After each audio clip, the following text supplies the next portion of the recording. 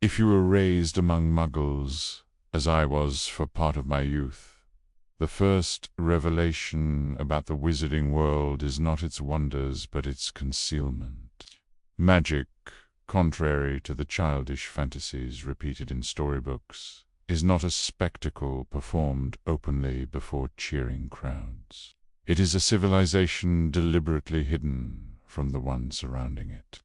Generations before any of you were born, wizards and witches agreed, sometimes reluctantly, that survival required secrecy. The agreement took legal form as the International Statute of Secrecy, a global compact mandating that magical society remain concealed from the known magical population we call Moogle. A Muggle, to define the term plainly, is a human without a magical ability and without awareness of the magical world. The distinction is not moral, though certain families have pretended otherwise for centuries. It is simply biological and cultural. Magical ability appears unpredictably across bloodlines. A child born to known magical parents may display it. Such a child is called Muggle-born. A child born to one magical parent and one non-magical parent is described as half-blood. Those born to long magical lineages sometimes call themselves pureblood, though the purity they claim is largely mythical. A squib, by contrast, is born into a magical family but possesses no magic at all. Secrecy transformed wizarding culture into something insular and strangely archaic, while Muggles industrialized, mechanized, and connected their worlds through electricity and digital networks. Magical Britain remained small, face-to-face, and deeply traditional. Our currency was measured in galleons, sickles, and nuts. Our news arrived through a single dominant newspaper, the Daily Prophet, whose reliability varied according to the political winds blowing through the Ministry of Magic. Our transportation relied on enchantment rather than engineering. Some of these systems you may already know. Apparition allows a witch or wizard to vanish from one location and appear in another, though the process requires concentration and carries the unpleasant risk of leaving pieces of oneself behind if performed poorly. Portkeys are ordinary objects enchanted to transport those who touch them simultaneously to a predetermined destination. The Floo network uses fireplaces connected by magical powder, permitting individuals to travel or communicate by stepping through green flames. Each of these methods reflects the same truth. Magical solutions rarely replace effort entirely. They redirect it into discipline, intention, and training. Education in Britain has long centered upon Hogwarts School of Witchcraft and Wizardry. When young witches and wizards reach the age of 11, they receive an invitation to attend. The school itself is older than many of the political institutions that claim authority over it. 4 founders, Godric Gryffindor, Helga Hufflepuff, Rowena Ravenclaw, and Salazar Slytherinist, go with a simple goal: to gather magical children in a place where their abilities could be trained safely. Students are sorted into houses bearing those founders' names. Outsiders often misunderstand the system. It is not merely a dormitory arrangement, but a social identity that shapes friendships, rivalries, and expectations. Gryffindor traditionally values bravery, Ravenclaw intellect, Hufflepuff loyalty, and Slytherin ambition and resourcefulness. Those labels are simplifications, yet they influence behavior profoundly.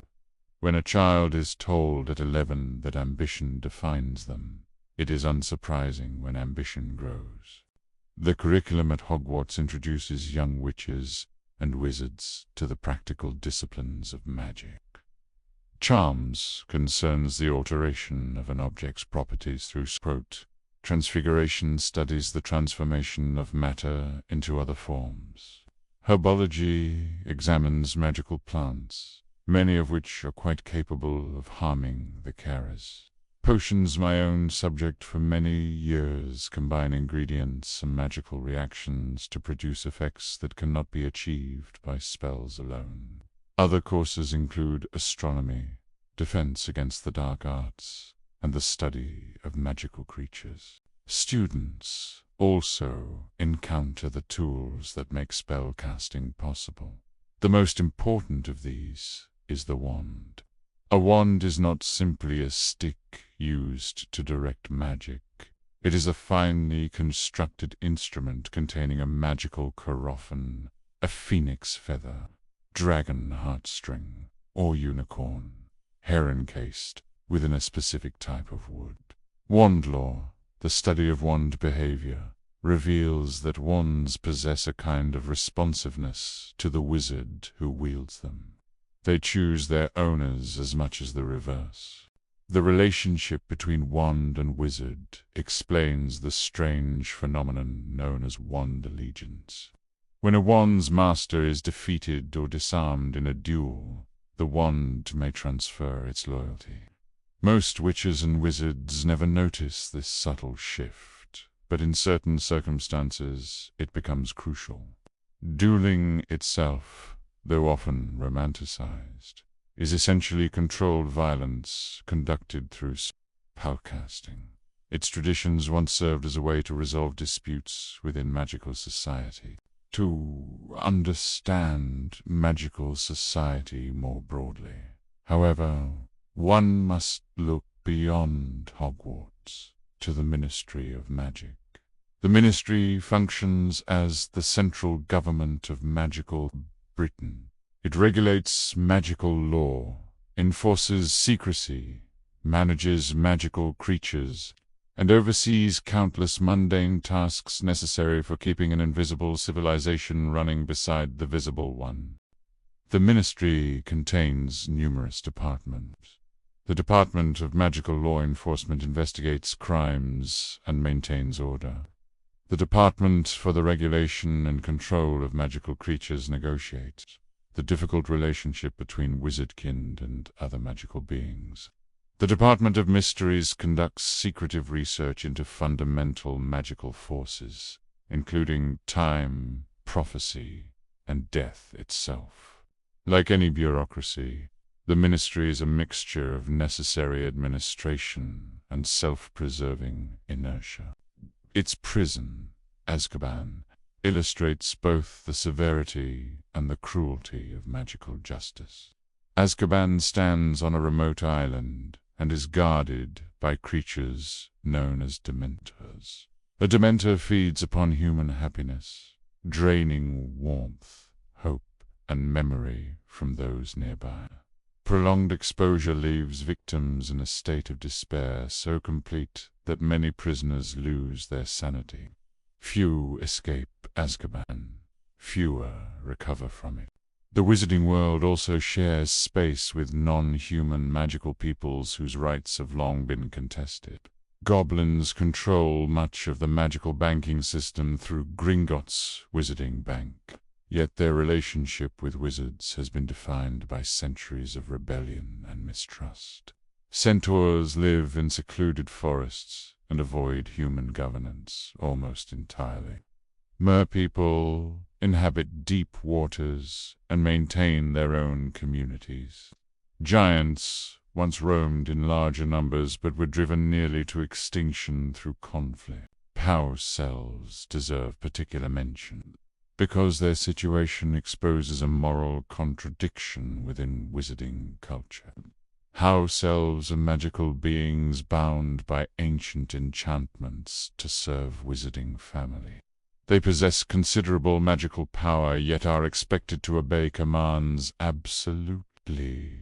Some wizards defend the arrangement as tradition. Others question its justice. The debate has existed for generations without producing an easy solution. Another group lives uneasily within wizarding societies, werewolves. A werewolf is a human afflicted by a curse that transforms them into a wolf-like creature during the full moon. In that state they lose human control and can infect others through a bite. Because the condition is dangerous, laws restrict werewolves severely. The result has been widespread discrimination and poverty among those afflicted. These tensions existed long before the figure who would later dominate modern wizarding history, Tom Riddle, known to most of you by the name Lord Voldemort. Understanding his rise requires understanding the appeal of dark magic. Dark magic refers to spells and practices designed to harm, control, or manipulate others in ways considered fundamentally immoral by most magical traditions. Yet such magic often promises power that ordinary spellwork cannot provide. Pair among the most infamous of dark spells are the unforgivable curses. The killing curse causes instant death. The Cruciatus curse inflicts unbearable pain. The Imperious curse allows the caster to control another person's actions entirely. These curses are illegal because they eliminate choice, mercy, and restraint. They are tools of domination rather than skill.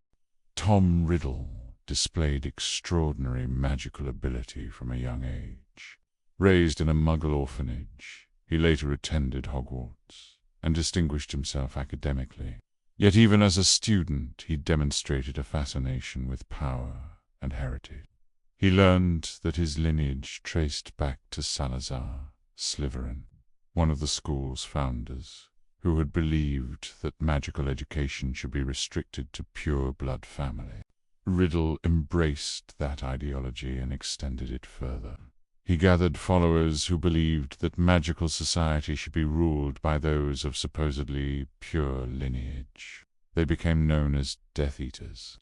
Their symbol, the Dark Mark, inspired fear across Britain during the First Wizarding War. One of Riddle's most dangerous discoveries concerned the creation of Horcruxes.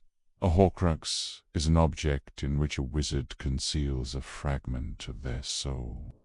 The act requires murder because the violent tearing of a life splits the soul. By anchoring those fragments in physical objects, the wizard prevents complete death. If the body is destroyed, the soul fragment remains, allowing eventual return. The moral cost of creating a Horcrux is immense. Each act of murder fractures the soul further, diminishing the humanity of the one who commits it. Yet Voldemort pursued this path obsessively, dividing his soul multiple times in pursuit of what he believed would be immortality. During the First Wizarding War, the Ministry struggled to contain the growing violence. Death Eaters infiltrated institutions, spread terror, and murdered those who opposed them. Fear distorted law enforcement. Suspicion fell upon many who had no connection to the movement. The war did not follow clear battle lines, but unfolded through assassinations, disappearances, and clandestine resistance. At the center of this resistance stood Albus Dumbledore, headmaster of Hogwarts, and perhaps the most powerful wizard of his age. He organized a group called the Order of the Phoenix to oppose Voldemort's followers. Their struggle remained largely hidden from the wider public. The war reached an unexpected turning point when Voldemort targeted an infant named Harry Potter. A prophecy, recorded years earlier within the Department of Mysteries, had suggested that a child born at the end of July could possess the power to defeat him. Voldemort chose Harry as the subject of that prophecy. When he attempted to kill the child, the curse rebounded and destroyed his physical body. Students often assume that this event ended the war neatly. The truth was far messier. Voldemort's followers were captured, killed, or escaped punishment through claims that they had been controlled by the Imperious curse. The wizarding public celebrated the apparent victory without fully understanding what had occurred. For over a decade, magical Britain lived in uneasy peace. Harry Potter grew up unaware of his place in history. Meanwhile, remnants of Voldemort's influence lingered quietly within institutions that preferred not to examine their past too closely. The illusion of stability began to fracture during Harry's second year at Hogwarts, when the Chamber of Secrets was reopened. The chamber, a hidden chamber created by Salazar Slytherin, contained a basilisk, a gigantic serpent capable of killing with a glance. The monster attacked students born to known magical parents, echoing Slytherin's ancient prejudice. The incident exposed how old hatreds can persist for centuries, waiting for an opportunity to resurface. A year later, another disturbance emerged in the form of Sirius Black's escape from Azkaban. Black had been believed responsible for betraying Harry's parents to Voldemort. His escape terrified the Ministry because Azkaban was thought inescapable. In truth, the circumstances surrounding Black's imprisonment revealed failures in the Ministry's investigation and a willingness to accept convenient conclusions. The following year brought the Triwizard Tournament, a competition between 3 magical schools intended to foster international cooperation. Hogwarts hosted the event alongside Bookspatton's Academy and the Durmstrang Institute. Traditionally, the tournament selects 3 champions.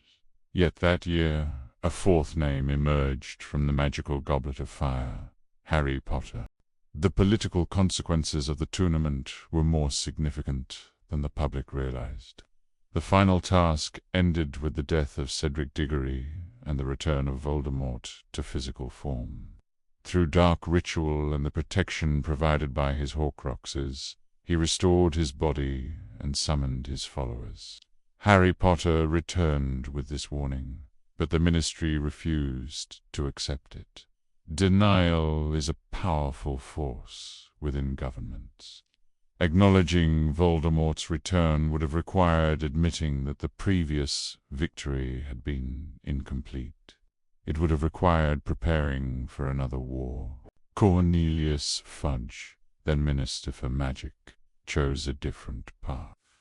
The Ministry launched a campaign to discredit Harry and Dumbledore, portraying their warnings as hysteria. The Daily Prophet echoed this narrative enthusiastically. Meanwhile, Voldemort rebuilt his power quietly. During this period, the Ministry placed Hogwarts under closer control by appointing Dolores Umbridge as a representative within the school. Her authority expanded until she effectively governed Hogwarts through decrees and punishments. The situation illustrated how fear of dissent can lead institutions to undermine the very independence that once strengthened them. Events eventually forced the Ministry to confront reality. A confrontation in the Department of Mysteries revealed Voldemort's presence to Ministry officials directly. Only then did the government acknowledge the truth that had been denied for months. The Second Wizarding War unfolded more rapidly than the first. Voldemort's forces targeted key institutions, spreading fear and confusion. The Ministry itself fell under Death Eater influence after the assassination of the sitting minister. Puppet leadership allowed Voldemort to reshape law enforcement and persecute Muggle-born witches and wizards openly. At Hogwarts, the atmosphere grew increasingly oppressive. Traditional protections collapsed as Death Eater allies gained authority within the school. Students were subjected to harsher discipline and ideological pressure. What had once been a sanctuary of education became another front in the conflict. Behind the visible events of the war, however, a quieter effort was unfolding. Dumbledore had spent years investigating Voldemort's Horcruxes. Before his death, he shared this knowledge with Harry Potter, who then undertook the dangerous task of locating and destroying those objects. Each Horcrux destroyed, weakened Voldemort's unnatural immortality. Another legend resurfaced during this time, the tale of the Deathly Hallows. According to wizarding folklore, 3 objects, the Elder Wand, the Resurrection Stone, and the Invisibility Cloak, were gifts from death itself, granting mastery over mortality. Scholars debate whether the story is literal or symbolic. What matters historically is that belief in the Hallows influenced decisions made during the war. The Elder Wand, reputed to be the most powerful wand ever created, passed through many hands across centuries. Voldemort believed that possessing it would guarantee his supremacy. Yet wand allegiance, as I mentioned earlier, obeys rules more subtle than simple ownership. That misunderstanding ultimately contributed to his downfall. The final confrontation occurred at Hogwarts, where defenders of the school gathered to resist Voldemort's forces. The battle was chaotic and costly. Many who fought that night did not survive to see its conclusion. In the end, Voldemort's final curse rebounded once again, this time because the wand he wielded did not truly recognize him as its master. With his Horcruxes destroyed, there was no fragment of soul remaining to anchor his existence. His death was final. Students often ask what changed afterward. The answer, I am afraid, is complicated. Voldemort's defeat removed an immediate threat, but the underlying weaknesses of wizarding society did not vanish overnight. Prejudices persisted. Institutions required reforms. The wizarding world remained small, secretive, and vulnerable to the same fears that had enabled his rise. Yet something did change in the generation that survived the war. They had seen the cost of silence and denial. They understood, perhaps more clearly than those who came before them, that magical ability does not grant moral superiority. If you listen carefully to the history I have recounted, you may notice a pattern. Magical society often believes itself stable until a crisis exposes its assumptions. The statute of secrecy was born from fear of persecution. Hogwarts was founded to guide power responsibly. The ministry exists to impose order on abilities that could otherwise cause chaos. Each institution attempts to balance freedom and control. But institutions are only as wise as the people who lead them.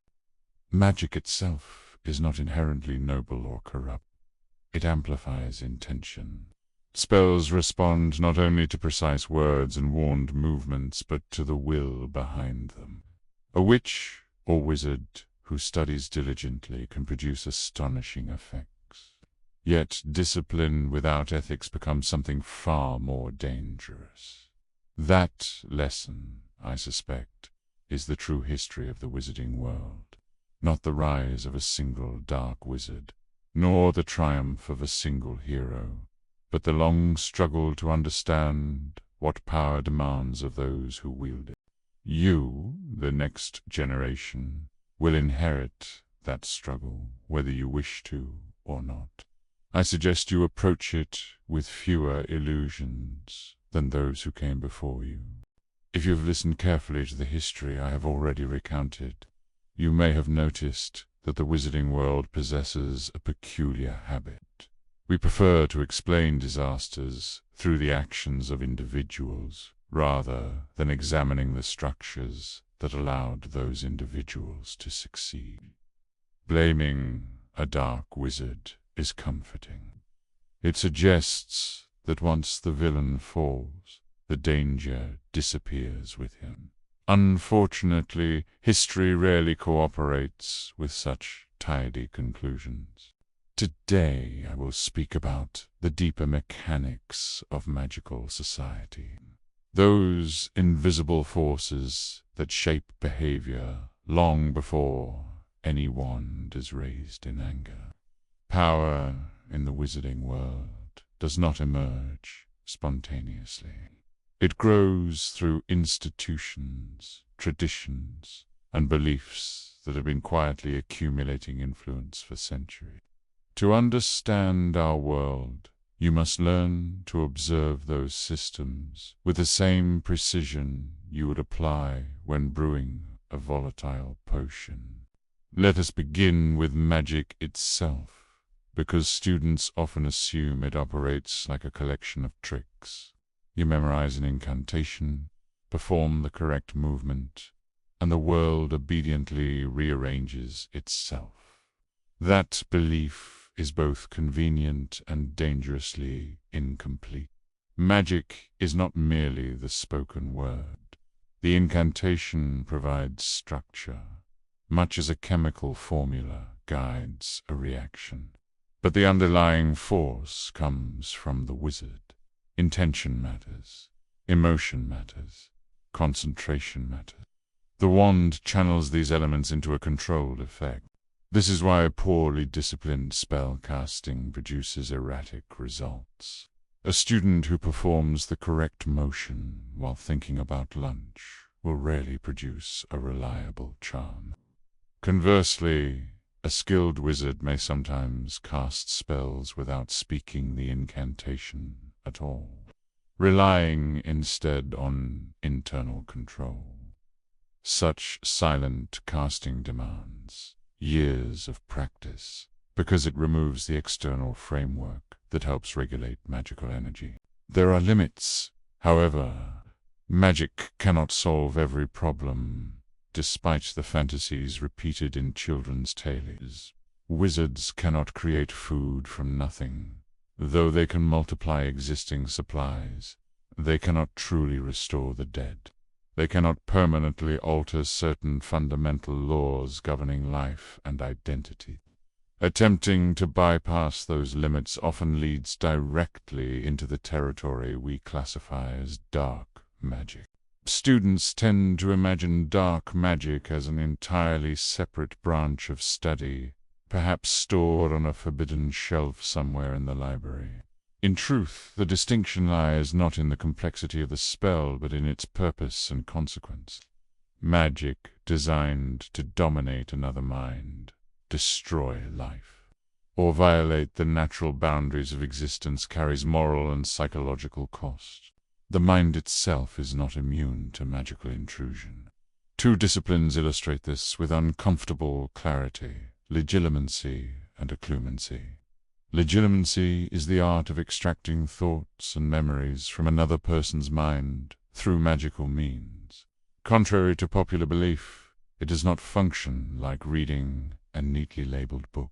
The legimans must interpret images, emotions, and fragments of memory while forcing past the target's resistance. Occlumency, by contrast, is the defensive discipline that prevents such intrusion. A skilled occlumens learns to clear or compartmentalize the mind, presenting little for an intruder to grasp. Achieving that level of control requires emotional restraint bordering on detachment. Few students possess the patience required to master it, though the ability becomes invaluable in times of conflict. Another rare magical discipline is the transformation known as the animagus. An animagus is a witch or wizard capable of transforming into a specific animal at will while retaining human consciousness. The transformation process is complex, dangerous, and strictly regulated by the Ministry of Magic. Registered demogi must declare their forms and identifying markings to the authorities. Such regulation exists because magic capable of altering identity raises obvious concerns. A wizard who can become an animal could spy, escape confinement, or commit crimes undetected. The Ministry's registry attempts to prevent such abuses, though as with many bureaucratic safeguards, its effectiveness depends upon the honesty of those involved. Transformation also appears in a far less controlled form through the condition of lycanthropy. When a human is bitten by a werewolf during a full moon, the curse passes to the victim. During each subsequent full moon, that individual transforms into a wolf-like creature, driven by instinct rather than reason.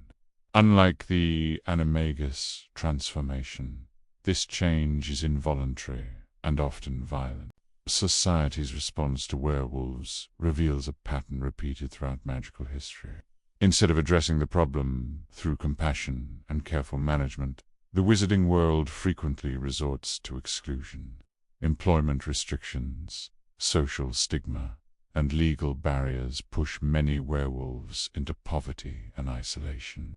Under such circumstances, it should surprise no one that some eventually align themselves with darker forces promising acceptance. Magical creatures more broadly exist in a complicated relationship with wizard governance. Goblins provide the most obvious example.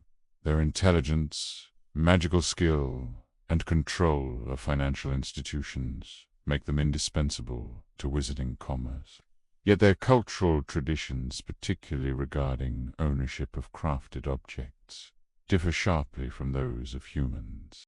To a goblin craftsman, an object belongs permanently to its creator and returns to the goblin community upon the owner's death.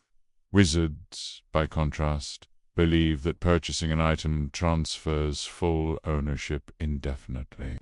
This philosophical conflict has fueled centuries of resentment and occasional rebellion.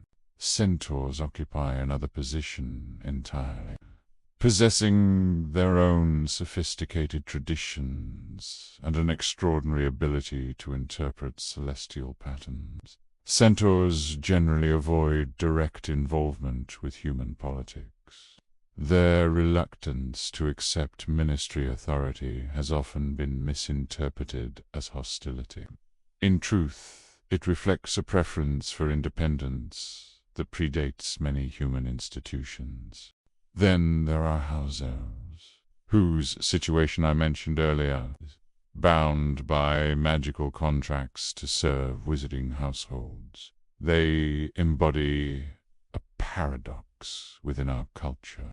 Wizards pride themselves on freedom while maintaining a system of magical servitude. Some house elves appear content with their roles, perhaps because centuries of enchantment have shaped their expectations. Others clearly desire autonomy. Debate over their status intensified in the generations surrounding the Second Wizarding War. While no universal resolution has been achieved, the discussion itself marked a shift. The younger generation demonstrated a willingness to question traditions that their elders accepted without examination. You will find that many such traditions clustered around the concept of blood purity. Pure blood ideology claims that magical ability becomes stronger and more refined when preserved within long wizarding lineages. Historically, this belief provided justification for social hierarchy. Families boasting ancient ancestry often treated those of mixed heritage with suspicion or contempt. In reality, the evidence supporting such claims is remarkably thin. Magical ability appears unpredictably, even among families that pride themselves on purity. Muggle-born witches and wizards frequently demonstrate extraordinary skill. Nevertheless, the ideology persists because it offers a convenient narrative of superiority. The political usefulness of that narrative became painfully obvious during the rise of Lord Voldemort. By presenting himself as the champion of pure blood interests, he transformed prejudice into a rallying point. Fear of cultural change encouraged many families to support him, whether openly or through silent cooperation. Fear, you should understand, is an extremely effective organizing principle for political movements. A society convinced that its traditions are under threat will tolerate measures it would otherwise reject. During both wizarding wars, the Ministry of Magic expanded surveillance, detention, and interrogation powers in the name of security. Such measures rarely remain temporary. Consider the Dementors once stationed at Azkaban. These creatures were initially employed because their presence made escape nearly impossible. Yet their ability to drain hope from human beings rendered them unsuitable guardians by any humane standards. When the Ministry relied upon them as instruments of punishment, it effectively institutionalized psychological torture. Eventually, those same creatures defected to Voldemort's side when his power appeared ascendant. The decision should have surprised no one. A government that depends upon creatures feeding on despair should not assume their loyalty will remain stable. Public perception during times of crisis is shaped largely by information or the lack of it. In magical Britain, the primary source of information has long been the Daily Prophet. While the paper occasionally performs valuable investigative work, it is also highly susceptible to Ministry influence. During the period when the Ministry denied Voldemort's return, the Prophet became an instrument of propaganda. Articles portrayed dissenting voices as alarmists, while reassuring readers that the situation remained under control. Many witches and wizards accepted this narrative because it allowed them to avoid confronting uncomfortable possibilities. The truth, as usual, was less comfortable. Beyond politics and newspapers, daily life in the wizarding world continued with a rhythm that would appear quaint to outsiders. Shops in Diagon Alley sold cauldrons, robes, books, and magical supplies. Owl Post carried letters between families and businesses. Children played games involving enchanted objects that moved and responded with a life of their own. Among those games, Quidditch holds a special place. Played on flying broomsticks, the sport combines speed, strategy, and a certain tolerance for physical danger. Teams pursue for enchanted balls simultaneously, attempting to score goals while a player known as the Seeker hunts the elusive golden snitch.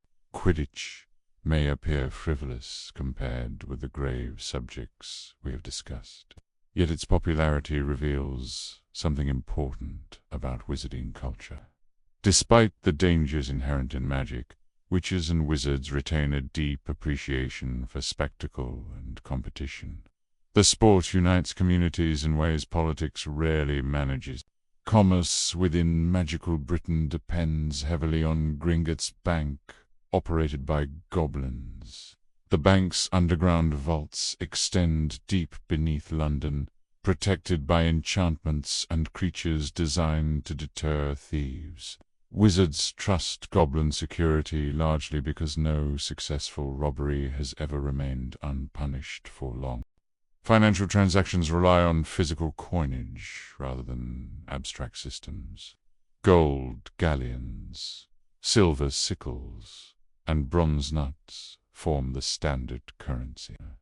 Though inconvenient by modern Muggle standards, the arrangement persists because magical economies change slowly. Tradition often outweighs efficiency. Healthcare in the wizarding world revolves around institutions such as St. Mungo's Hospital for magical maladies and injuries. Magical medicine addresses ailments ranging from cursed wounds to spell damage and unusual creature bites. Some injuries that would terrify Muggles can be healed with remarkable speed. Others, particularly those involving dark magic, prove far more resistant. This brings us, again, to the nature of magical limits. Certain spells leave scars that ordinary healing cannot erase. The Killing Curse, for instance, produces death so absolute that revival is impossible. The Cruciatus Curse inflicts pain without visible injury, yet prolonged exposure can permanently damage the victim's mind. Understanding these limits explains why the study of ethics remains essential within magical education, even when not formally labeled as such. Every spell represents a choice. When students first learn to levitate objects or ignite flames, the consequences appear harmless. But the same magical principles can produce destructive effects when guided by cruelty or ambition. Ambition, of course, is not inherently dangerous. Indeed, many of history's greatest achievements required individuals determined to push beyond accepted boundaries. The problem arises when ambition divorces itself from responsibility. Tom Riddle exemplified this transformation. As a student, he possessed intellect, discipline, and extraordinary magical talent. Under different circumstances, those qualities might have produced a respected scholar or statesman. Instead, they combined with resentment and a hunger for dominance. His fascination with Horcruxes illustrates the extreme outcome of such thinking. By dividing his soul repeatedly, he attempted to escape the finality of death. Yet each division diminished the very humanity he sought to preserve. Immortality gained through murder produces a hollow victory. During the years following Voldemort's first defeat, the wizarding public convinced itself that the threat had vanished permanently. Celebrations replaced vigilance. Laws restricting dark artifacts were relaxed or ignored. Those who had supported Voldemort quietly reintegrated into society. This patterned victory, followed by complacency, appears frequently in magical history. Wizards tend to assume that extraordinary dangers are temporary anomalies rather than symptoms of deeper problems. When Voldemort eventually returned, the institutions responsible for resisting him found themselves unprepared. The younger generation that confronted him during the Second Wizarding War developed a different perspective. Having grown up amid uncertainty and conflict, they displayed a willingness to challenge authority and question tradition. Some formed defensive organizations when official instruction proved inadequate. Others investigated mysteries that older authorities preferred to leave undisturbed. These actions sometimes appeared reckless, yet they also reflected an emerging sense of agency among students who refused to remain passive observers. When the war finally ended with Voldemort's destruction, magical Britain entered another period of reflection. Investigations examined how Death Eaters had infiltrated the ministry so thoroughly. Debates emerged regarding the treatment of Muggle-born citizens during the occupation. Reforms were proposed to limit the concentration of power within certain departments. Whether those reforms will endure remains uncertain. Institutions possess remarkable resilience when it comes to preserving their own structures. Nevertheless, the experience of the war forced many witches and wizards to confront realities they had previously ignored. Secrecy, for instance, continues to define our relationship with the Muggle world. The International Statute of Secrecy still stands, largely because exposure would create chaos for both societies.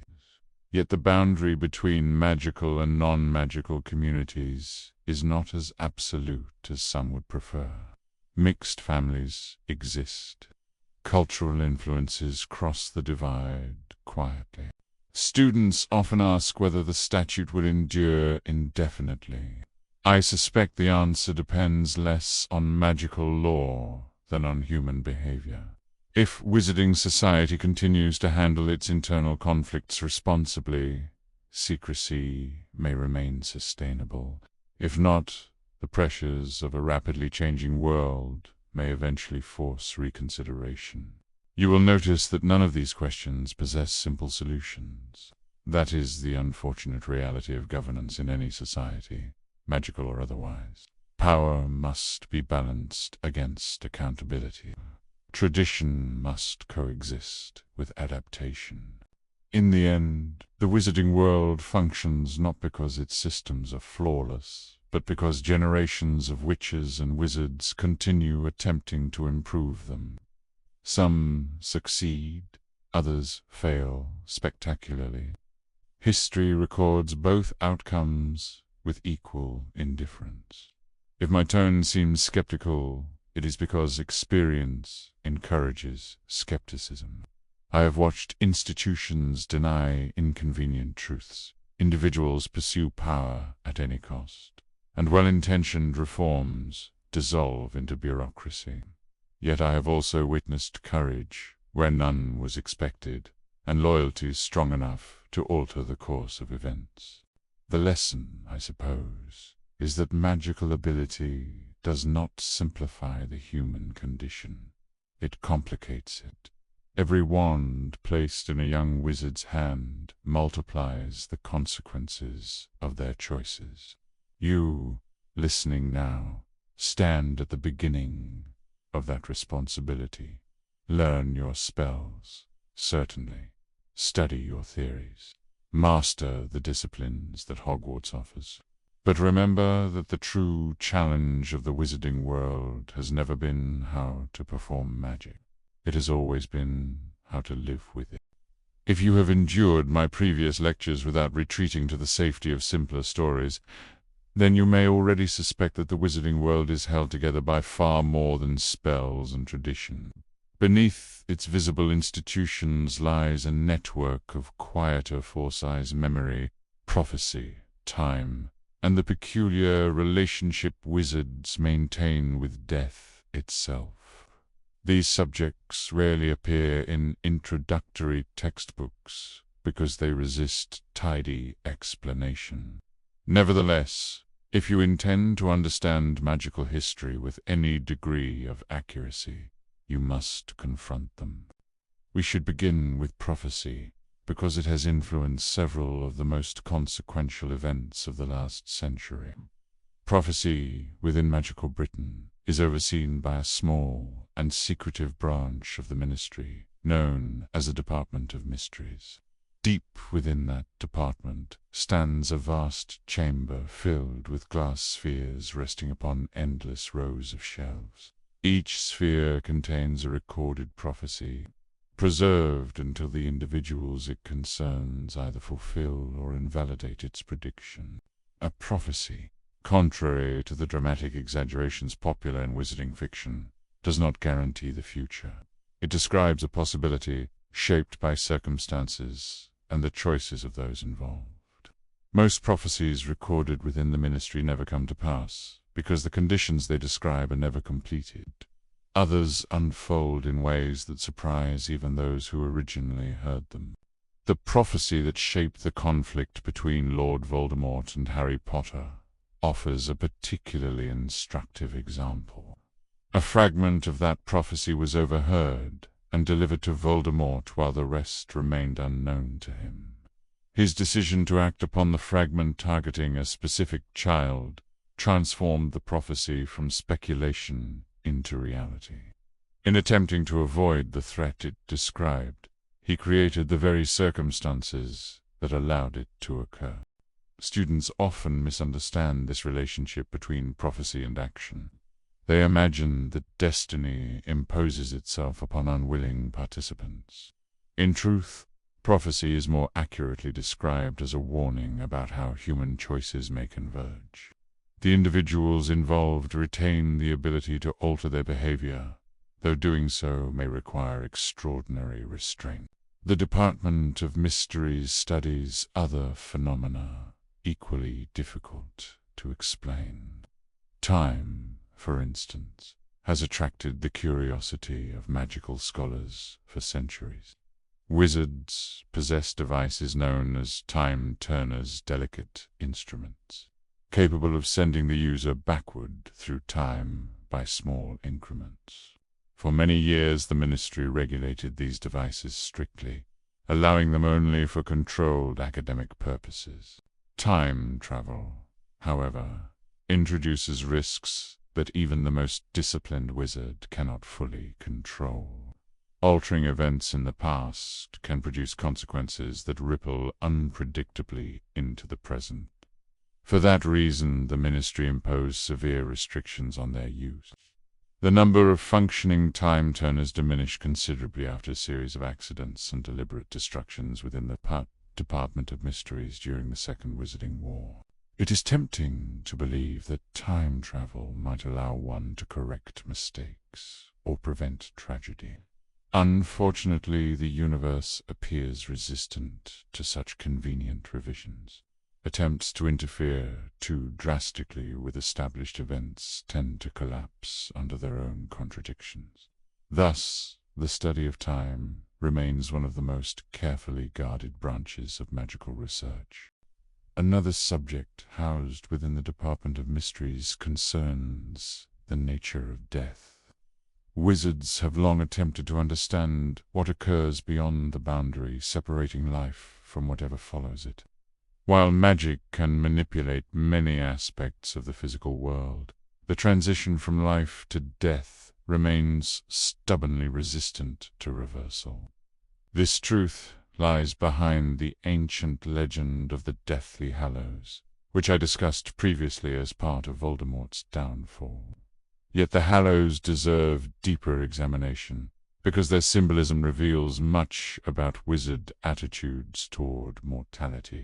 The tale describes 3 brothers who encountered death and received magical gifts: a wand of unmatched power, a stone capable of recalling the dead, and a cloak that could hide its wearer even from death itself.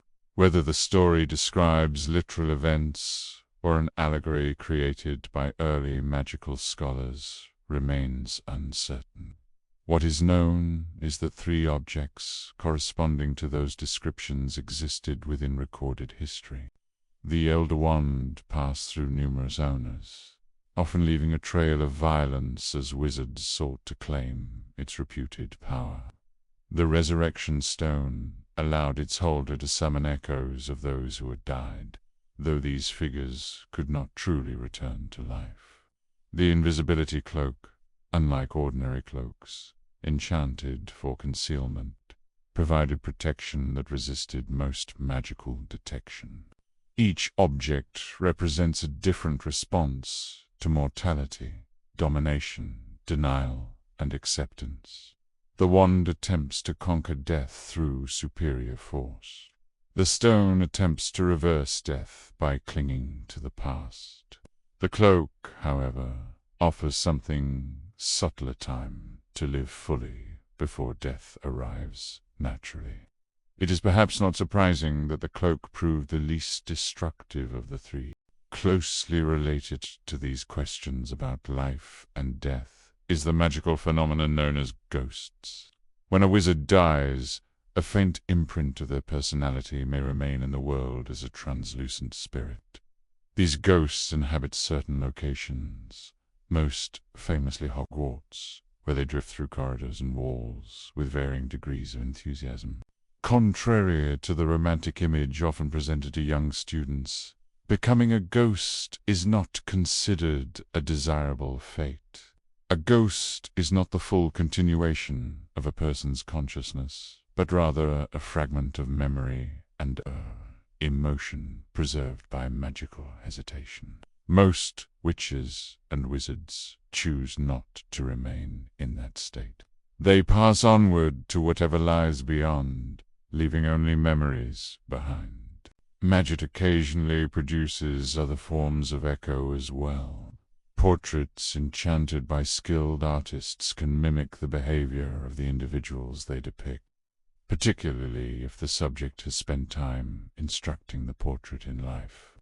These portraits do not contain the soul of the person portrayed, but they can preserve mannerisms, knowledge, and personality traits.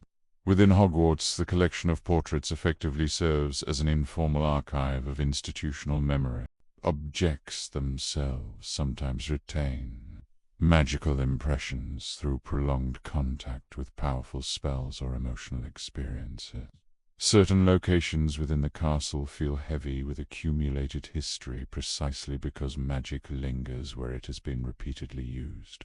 Experienced witches and wizards can sense these traces, though interpreting them accurately requires caution. Memory, of course, can also be preserved intentionally. A Pensiver shallow basin filled with silvery, magical substance allows a wizard to extract memories from their mind and examine them objectively. When placed into the basin, these memories become visible scenes through which an observer may move freely. The pensieve offers advantages and dangers. By externalizing memories, a wizard can analyze events without the distortion caused by emotion or time. Yet memories remain subjective recordings. They reveal what the original observer perceived, not necessarily the entire truth. When historians rely upon such memories, they must consider the limitations inherent in any personal account. During the years preceding the Second Wizarding War, pensieve memories played a crucial role in uncovering the origins of Tom Riddle. By examining recollections gathered from individuals who had encountered him in youth, investigators gradually assembled a portrait of the man who would become Voldemort. This method of historical reconstructions, piecing together multiple perspectives, remains essential when studying events clouded by secrecy. Magical communication also deserves attention, as it reflects how wizarding society adapts to the constraints of secrecy. Owls remain the most traditional means of delivering letters. Trained to locate specific individuals, these birds navigate enormous distances with remarkable accuracy. While slow by certain modern standards, Owl Post offers reliability in a world where electronic communication cannot function around concentrated magic. Patronus messages provide a more advanced method. A Patronus is typically known as a defensive charmer, luminous animal formed from concentrated positive emotion, capable of repelling dementors. Skilled casters can also use the charm to deliver spoken messages. The resulting apparition travels swiftly to its intended recipient before dissolving. Communication through magical mirrors once provided another option. Paired mirrors allowed two individuals to speak across distance, as though standing face to face. Though rare, such devices demonstrate that magical society occasionally develops technologies parallel to those of the Muggle world, albeit through enchantment rather than engineering. You may notice that nearly every magical system we have discussed involves regulation by the Ministry of Magic. This tendency toward oversight arises partly from necessity. Uncontrolled magic can produce disasters on a scale difficult for Muggles to imagine. A single, misused artifact might alter memories across an entire town, or unleash creatures capable of destroying buildings. To manage these risks, the Ministry established offices responsible for detecting magical misuse among underage wizards, controlling enchanted artifacts, and monitoring the appearance of dangerous creatures. While these measures protect the public, they also expand governmental authority into many aspects of private life. The tension between security and freedom is therefore not unique to Muggle governments. Wizarding administrations struggle with the same dilemma. Too little oversight invites chaos. Too much invites abuse. The challenge lies in determining where the boundary should be drawn. One institution that has historically operated somewhat outside direct ministry control is Hogwarts itself. The school maintains its own traditions and defenses, some dating back to the era of its founders. Enchantments woven into the castle's structure shift staircases, conceal passageways, and protect students from certain forms of harm. Among these defenses is the ancient magic tied to the castle grounds. Protective spells prevent many hostile forces from entering without permission. During times of war, those protections can be strengthened by the collective effort of teachers and allies, transforming the school into a formidable fortress. Hogwarts also serves as a repository for magical artifacts accumulated across centuries. The Sorting Hat, for example, contains the preserved intellect of the four founders, allowing it to evaluate each incoming student's character. Other objects, celebrated but equally significant, remain locked within secure rooms where their enchantments cannot endanger the student body. Education within the castle therefore extends beyond formal lessons. Students absorb history simply by inhabiting a building saturated with magical experience. They encounter ghosts from past generations, portraits of former headmasters, and traditions repeated so often that their origins fade into legend. Outside Hogwarts, wizarding settlements maintain their own patterns of life. Hogsmeade Village, located near the school, is notable for being inhabited entirely by magical residents. Its shops and inns provide a glimpse of community life, rarely visible within larger cities where wizards must conceal themselves among Elsewhere in Britain, small magical enclaves exist quietly beside non-magical towns. Charms conceal unusual buildings or redirect the attention of Muggle observers. In many cases, the Muggle population remains completely unaware that a magical neighborhood stands only a street away. These arrangements require constant maintenance. Memory charms are occasionally employed to erase accidental exposure, though such magic must be used sparingly to avoid psychological harm. Special teams within the Ministry respond to incidents involving dragons, giant sightings, or other breaches that might reveal the magical world. Magical creatures themselves contribute to this delicate balance. Dragons, for instance, are powerful beasts whose existence cannot easily be hidden. To manage them safely, international agreements established remote reserves where dragons can live without encountering large Muggle populations. Wizards assigned to those reserves undertake extremely dangerous work. Other creatures, such as hippogriffs, thestrals, and nasals, coexist more comfortably with human society, provided their handlers understand the appropriate precautions.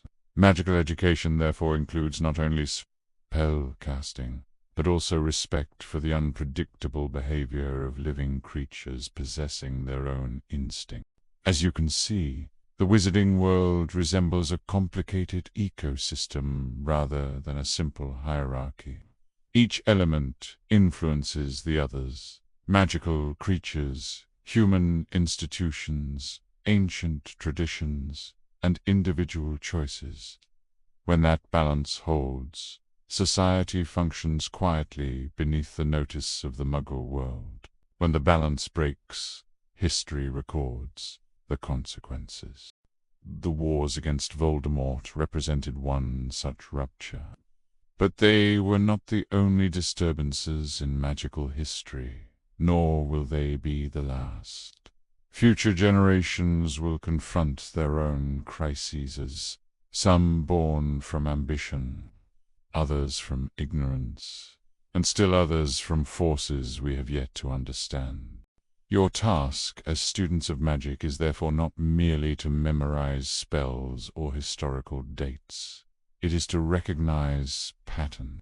When fear begins shaping policy, when prejudice masquerades as traditions, when secrecy becomes an excuse for avoiding responsibilities, those are the moments when history begins preparing its next catastrophe.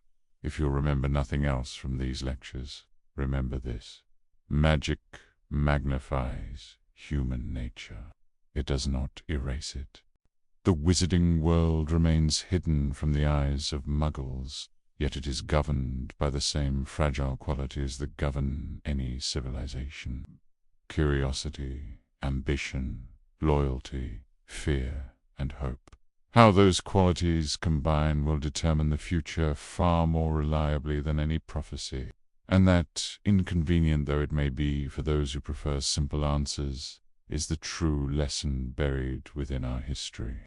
By your attention, I suspect, has begun to wander a predictable outcome for those unaccustomed to the rigors of sustained thought. The history of our world is a heavy burden to carry, and even the most ambitious mind eventually requires a respite from the complexities of prophecy and politics. There is no shame in this.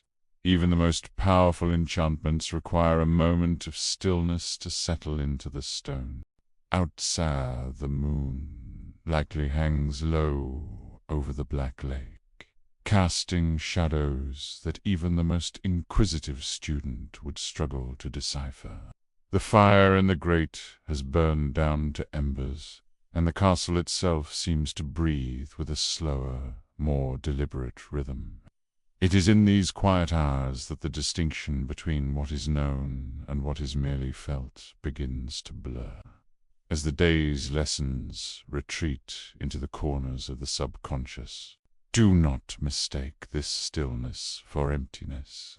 In sleep, the mind continues its work, sorting through the fragments of memory and theory we have discussed tonight. It is a necessary alchemy without the silence of the night.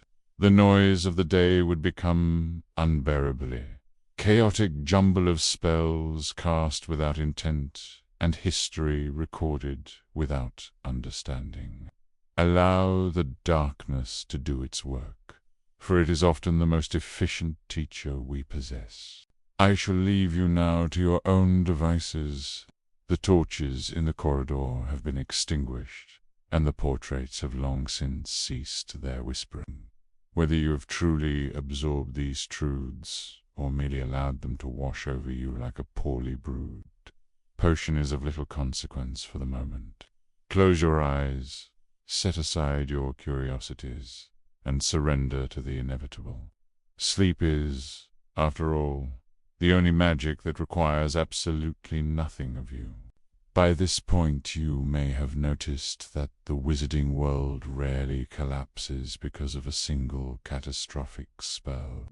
More often the collapse begins quietly, with ambition that goes unexamined, and knowledge that drifts beyond the control of those who first uncovered it. There is perhaps no clearer illustration of this pattern than the life of Albus. Students tend to remember Dumbledore as the elderly headmaster of Hogwarts, a figure of quiet authority whose decisions seemed guided by calm certainty. That image, while not entirely false, conceals a far more complicated history. Before he became the strategist who opposed Lord Voldemort, Dumbledore himself stood dangerously close to a path that might have reshaped the wizarding world in far darker ways. To understand that story properly, one must travel back to the final years of the 19th century, when the Dumbledore family lived in the village of Godric's Hollow. The family name already carried some distinction within magical circles. Percival Dumbledore, the father, once attacked several Muggle boys who had assaulted his daughter Ariana after witnessing her uncontrolled magic. Because Percival refused to reveal the reason for his actions, doing so would have exposed his daughter to scrutiny, he was imprisoned in Azkaban. The consequences for the family were severe. Ariana's trauma left her unable to control her magic safely. The responsibility for caring for her fell largely upon her mother, Kendra Dumbledore.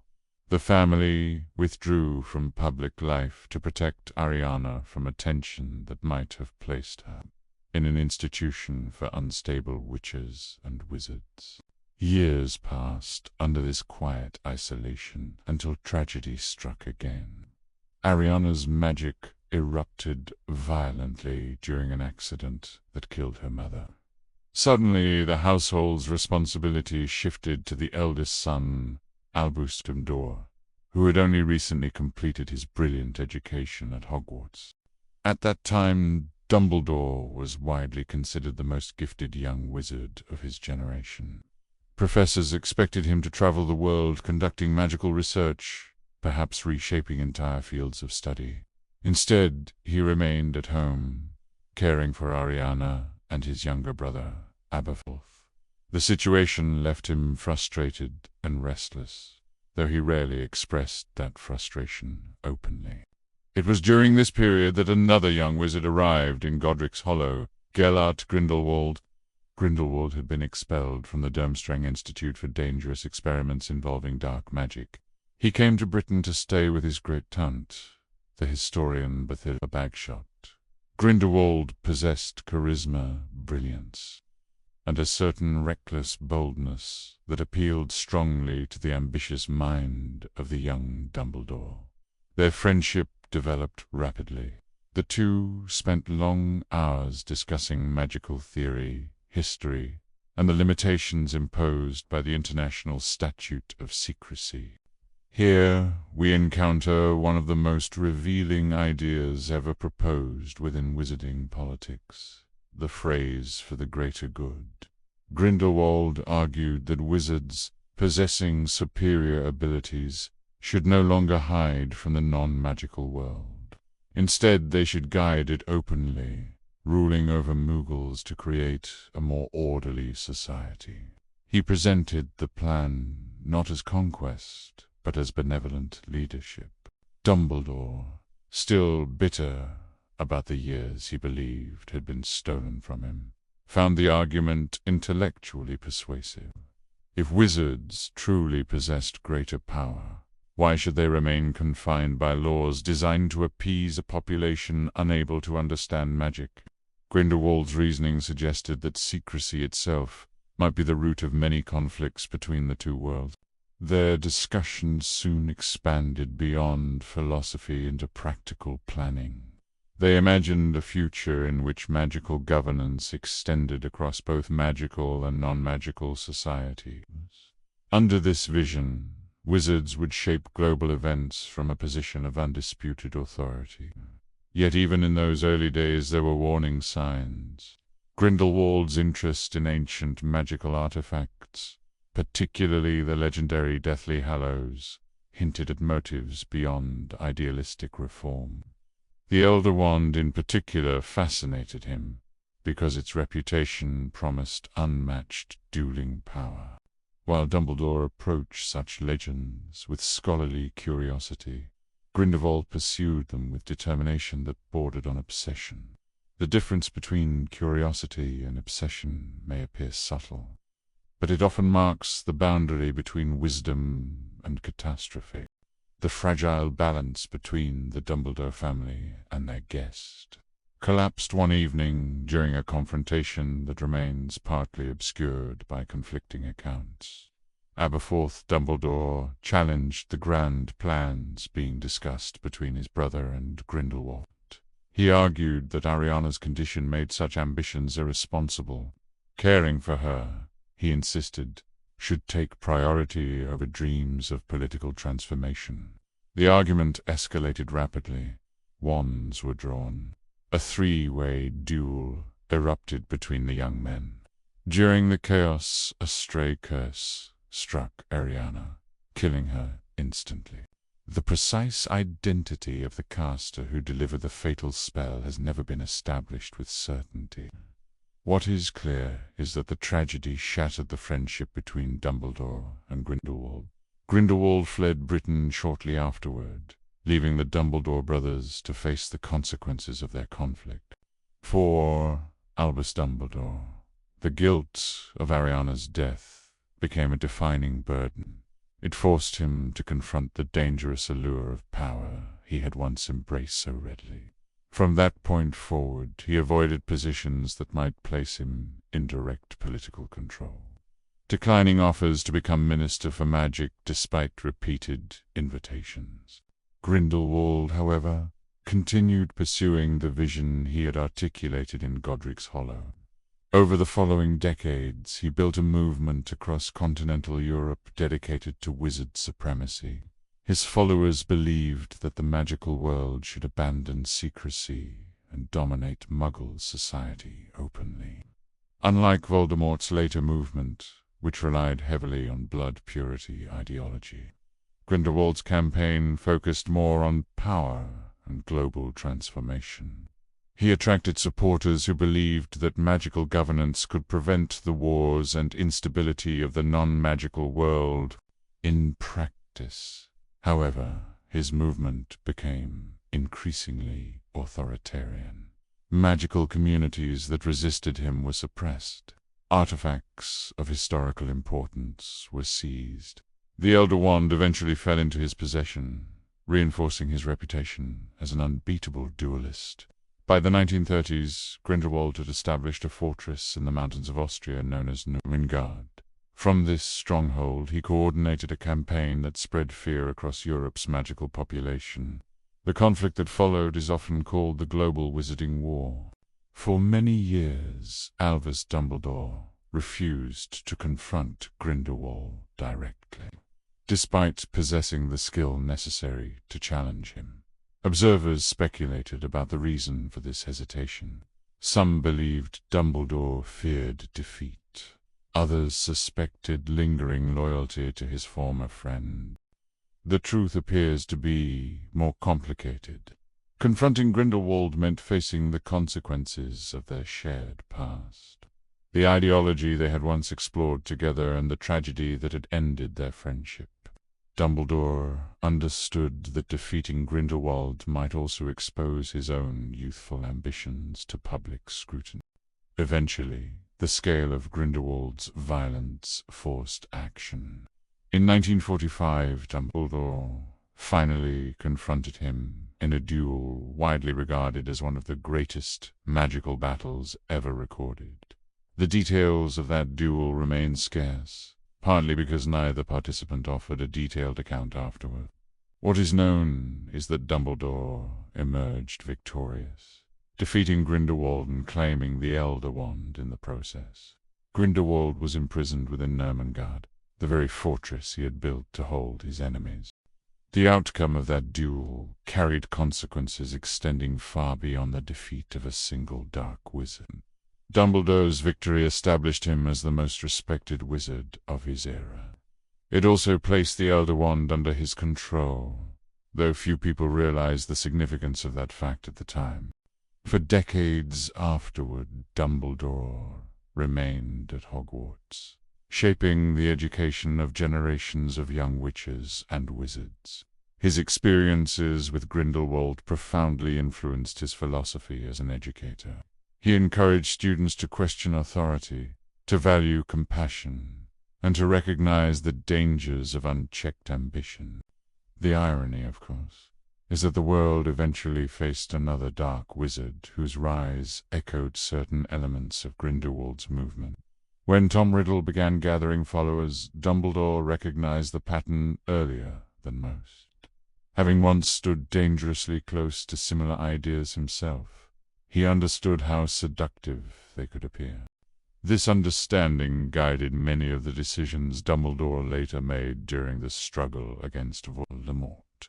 Rather than confronting the threat through political authority alone, he built networks of trust and cooperation among individuals willing to resist tyranny. One of those networks, the Order of the Phoenix, played a crucial role during both Wizarding Wars. Unlike formal government structures, the Order operated through personal loyalty rather than bureaucratic command. Its members included teachers, healers, ministry officials, and ordinary citizens, united by their opposition to Voldemort's ideology. Dumbledore's leadership style reflected lessons learned from his earlier mistakes. Instead of seeking power directly, he positioned himself as a coordinator of resistance. He understood that victory against tyranny required more than superior magical ability. It required moral conviction strong enough to withstand fear. Even so, his past never disappeared entirely. The secret of his youthful alliance with Grindelwald remained largely hidden from the public for many years. Only after Dumbledore's death did the full story emerge through letters and historical investigation. Some critics argued that his earlier beliefs undermined the moral authority he later exercised. Others suggested the opposite, that his recognition of those mistakes gave him a deeper understanding of the dangers facing wizarding society. History rarely delivers simple verdicts on such matters.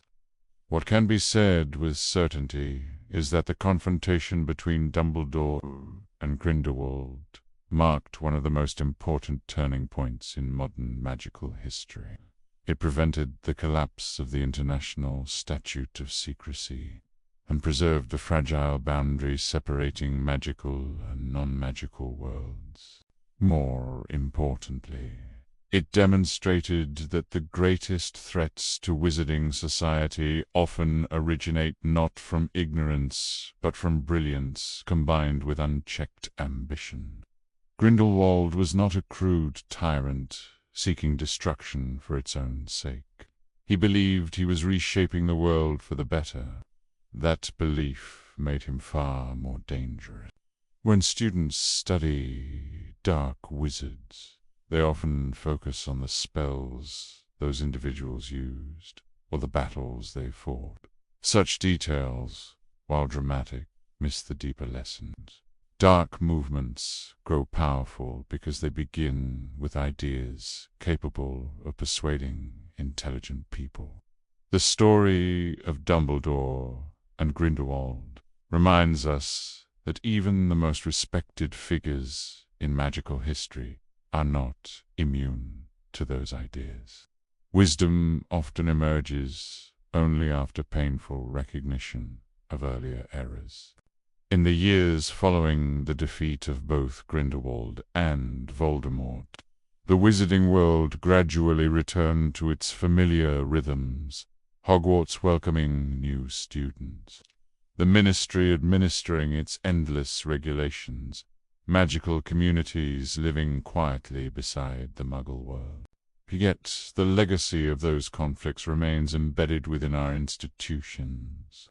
The fortress of Ermengarde still stands as a reminder of Grindelwald's ambitions.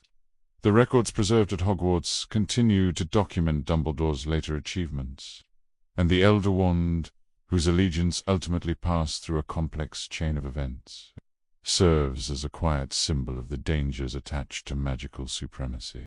If you examine these stories carefully, you may notice that they share a common theme.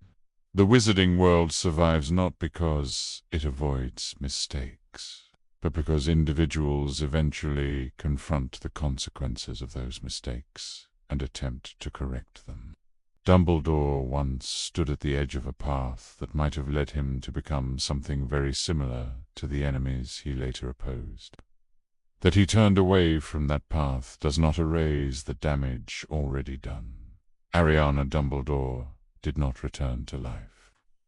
Grindelwald's war still scarred an entire generation, but the decision to change course altered the future nonetheless.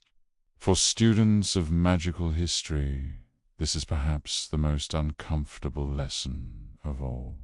The boundary between hero and villain is not drawn at birth. It emerges gradually through choices made under pressure, through ideas accepted or rejected, through ambitions pursued or abandoned. Magic amplifies those choices, giving them consequences that echo across decades. And if you wish to understand the wizarding world in all its complexity, you must study not only the triumphs that fill official histories, but also the moments when brilliant minds came dangerously close to leading us somewhere far darker. The history of our world is not merely a collection of dates, but a series of fractures, some healed, some hidden, and many still weeping beneath the surface of our modern institutions. To look upon the life of Albus Dumbledore is to realize that even the brightest light is cast by a flame that consumes something in its wake. We prefer to remember the victor of 1945, the man who stood as a bulwark against the darkness of 2 generations. It is far more uncomfortable to remember the young man in Godric's Hollow, whose brilliance was so blinding that he failed to see the shadows lengthening across his own doorstep. This is the burden of history. It demands that we acknowledge not just who a person became, but the wreckage they left behind while they were finding their way. You might find it unsettling to realize that the wizarding world, for all its charms and enchantments, is built upon such fragile foundations. We exist in a state of perpetual vigilance, not merely against external threats, but against the very nature of the power we wield. Magic does not care for your intentions.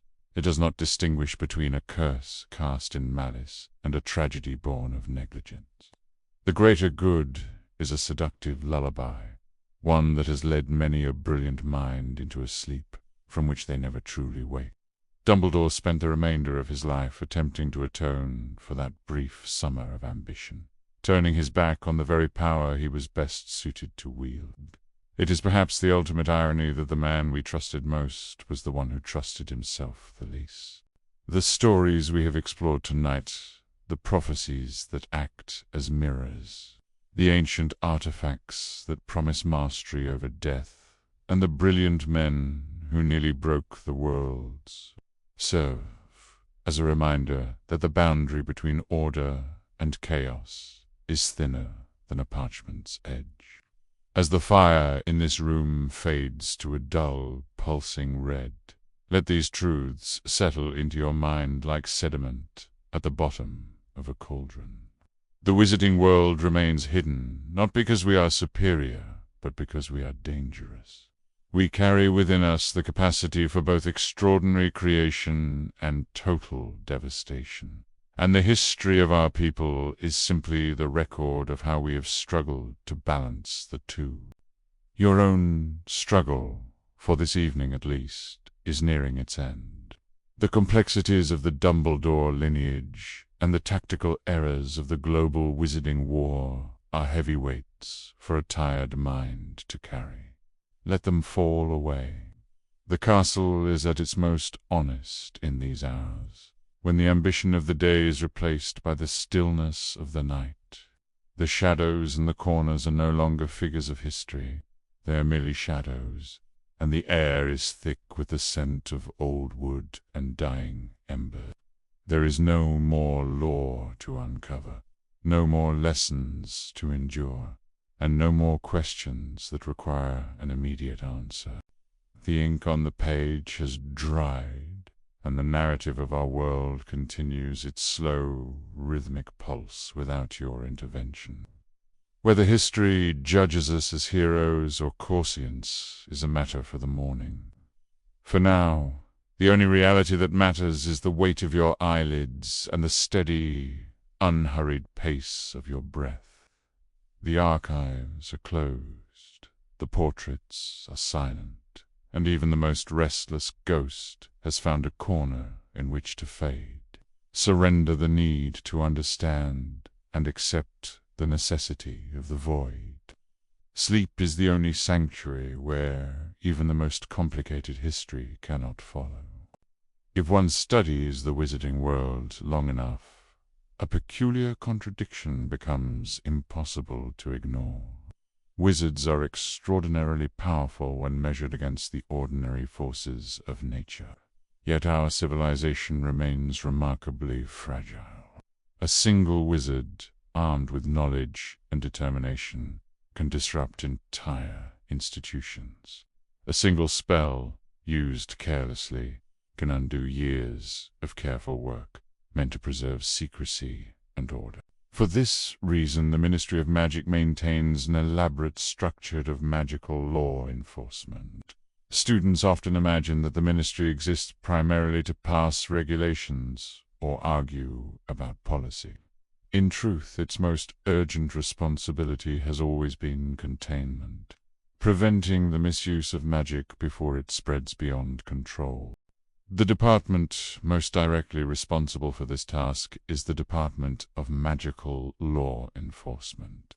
Within its offices operate several divisions tasked with tracking dangerous wizards, investigating magical crimes, and enforcing laws governing spellcasting. At the center of these operations stands the Aura Office. An Aura is a highly trained wizard specializing in the detection and capture of dark practitioners. The training required to become one is deliberately severe. Candidates must demonstrate exceptional magical skill, emotional discipline, and an understanding of defensive and investigative techniques. Even then, many applicants fail to complete the program. The necessity for such specialists arose long before the rise of Voldemort. Throughout wizarding history, certain individuals have pursued forbidden knowledge with little regard for its consequences. When such figures acquire followers, their influence can spread rapidly. Ordinary law enforcement methods prove inadequate when confronting opponents capable of lethal magic. Auras, therefore, function as both investigators and soldiers.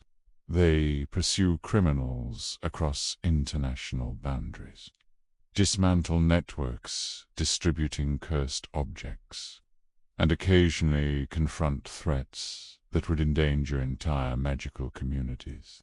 Their work remains largely invisible to the public, which is perhaps why the profession has acquired an aura of legend. Yet legends tend to omit the bureaucratic reality surrounding them. Auras answer to ministry leadership, and that leadership is subject to political pressures.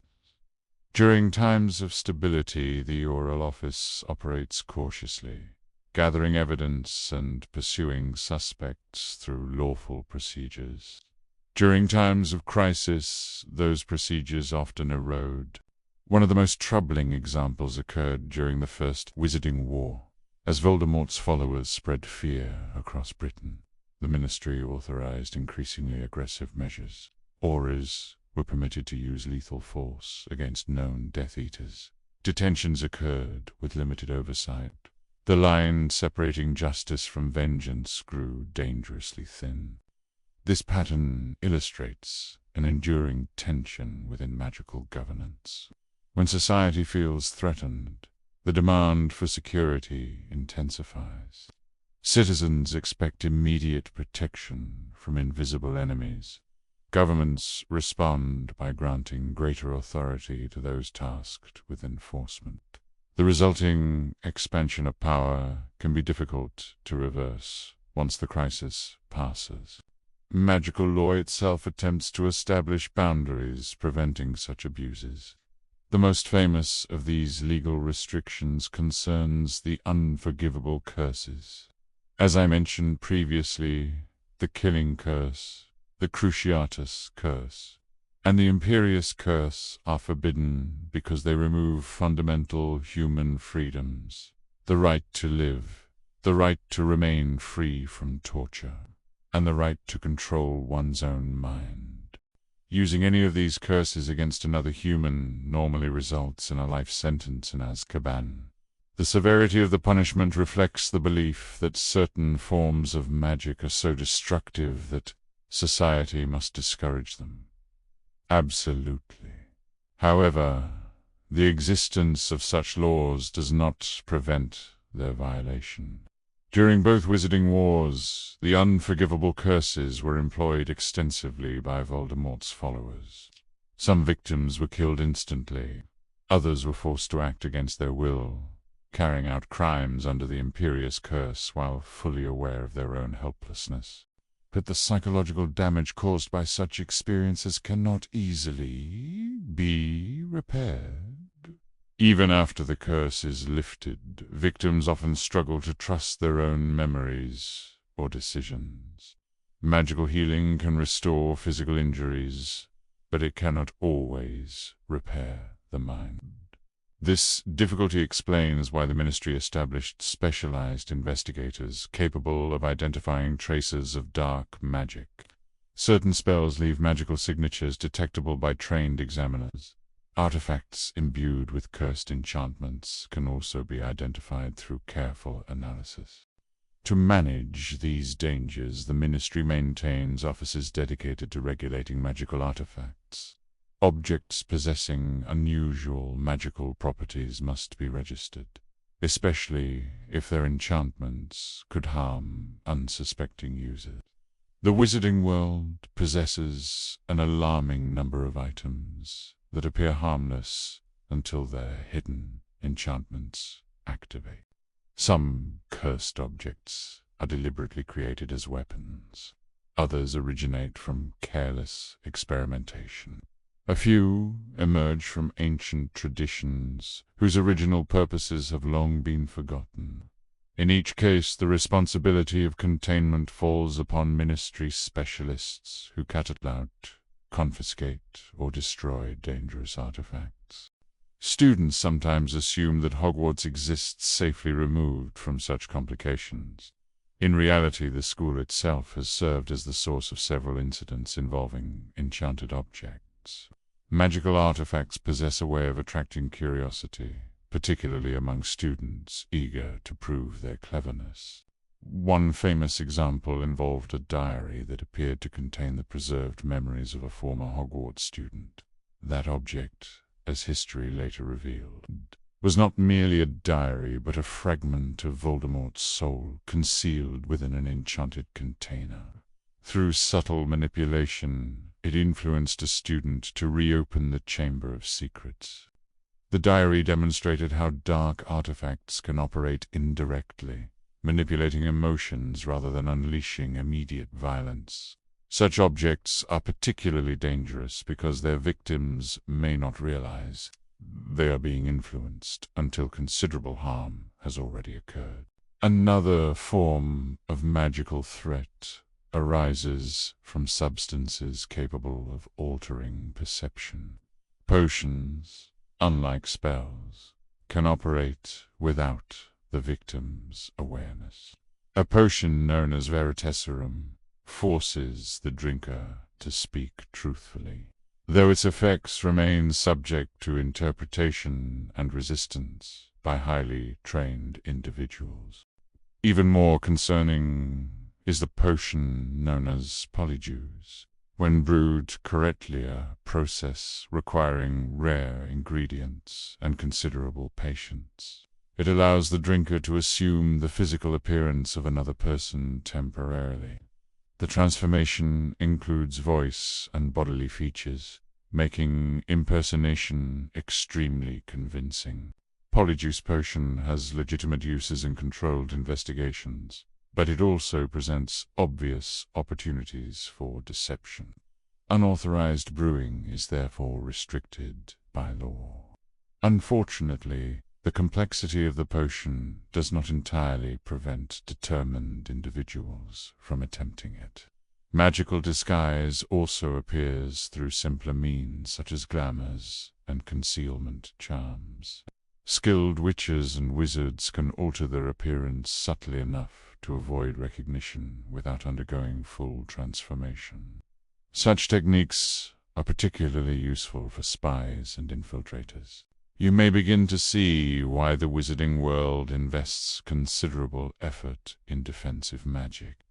Spells capable of revealing hidden enchantments or detecting concealed individuals form an important part of magical education. Even ordinary households often employ protective charms to guard against intrusion. At the institutional level, these protections become far more elaborate. The Ministry building itself is hidden from Muggle observation through layered enchantment. Visitors enter through concealed entrances and undergo identity verification before accessing restricted areas. During wartime, these defenses expand dramatically, incorporating surveillance spells and magical barriers. Despite these precautions, infiltration remains possible when individuals inside the system choose to cooperate with hostile forces. The Second Wizarding War provided a sobering example when Death Eaters gradually infiltrated the Ministry itself. Through a combination of intimidation, curses, and political manipulation, they gained control of critical departments.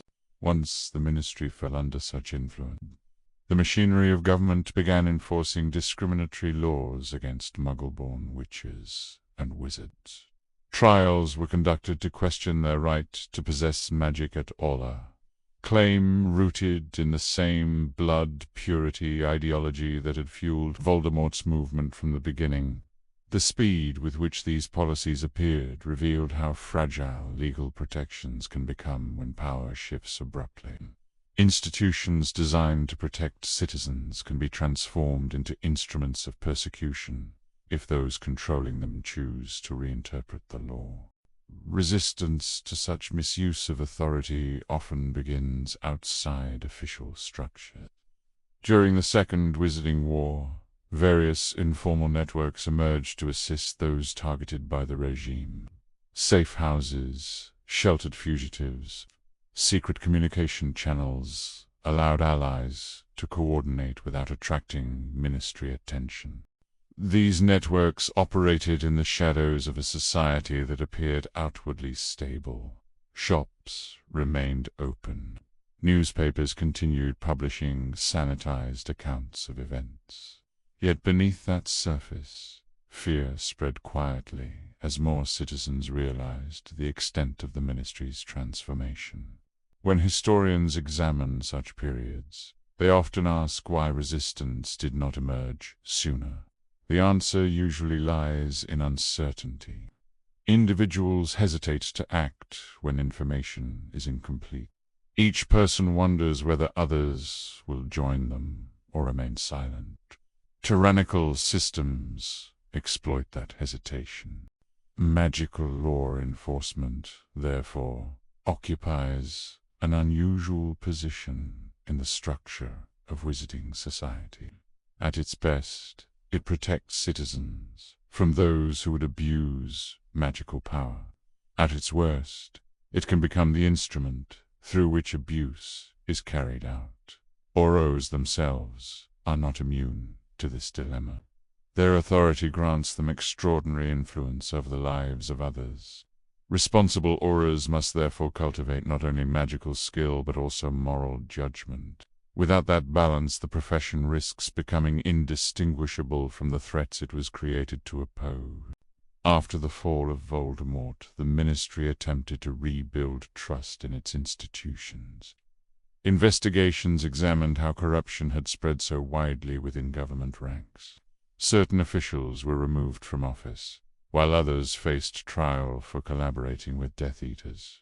Reforming a system, however, is far more complicated than replacing its leaders. The structures that permitted corruption often remain in place. Changing those structures requires patience and sustained effort from individuals willing to examine uncomfortable truths about their own society. In the years following the war, recruitment standards for the Auror office were reviewed carefully. Greater emphasis was placed on ethical training alongside magical expertise. The goal was not merely to produce stronger fighters, but wiser guardians of the law. Whether such reforms will endure remains uncertain. History suggests that societies tend to relax vigilance once the immediate memory of danger fades. New generations grow up without witnessing the consequences of earlier mistakes, and the cycle begins again. If my tone seems pessimistic, it is only because the wizarding world has repeated this pattern often enough to make optimism appear naive. Yet pessimism alone accomplishes little. The purpose of studying history is not to despair, but to recognize the warning signs before they grow impossible to ignore. Magical law exists because power requires boundaries. Enforcement exists because boundaries invite challenge. And vigilance exists because even the most carefully constructed systems can fail when individuals forget why those systems were created. You may never choose to become auras yourselves. Many of you will pursue quieter careers: healers, scholars, shopkeepers, perhaps even teachers. Yet every witch or wizard participates in the maintenance of magical society, whether they realize it or not. When you obey laws designed to protect others, when you question authority that appears unjust, when you refuse to allow fear to justify cruelty, you contribute to a balance that has preserved our world for centuries. It is not a glamorous responsibility. It rarely appears in heroic tales, but it remains essential. Because the wizarding world does not survive solely through powerful spells or legendary duels. It survives through countless small decisions made by individuals who choose, day after day, to use magic with restraint rather than domination. And that choice, inconvenient though it may be for those who crave simpler stories, is the foundation upon which every lasting society must stand. The weight of these institutional failures likely feels as heavy as the stone walls surrounding you. It is a peculiar burden to realize that the very structures meant to serve as your shield are as porous as aged parchment. The ministry, for all its posturing and its elaborate departments, is ultimately a collection of individuals, men and women, prone to the same vanities, terrors, and short-sightedness as the criminals they pursue. In the quiet of this hour, however, the reach of the Wisingamit is limited.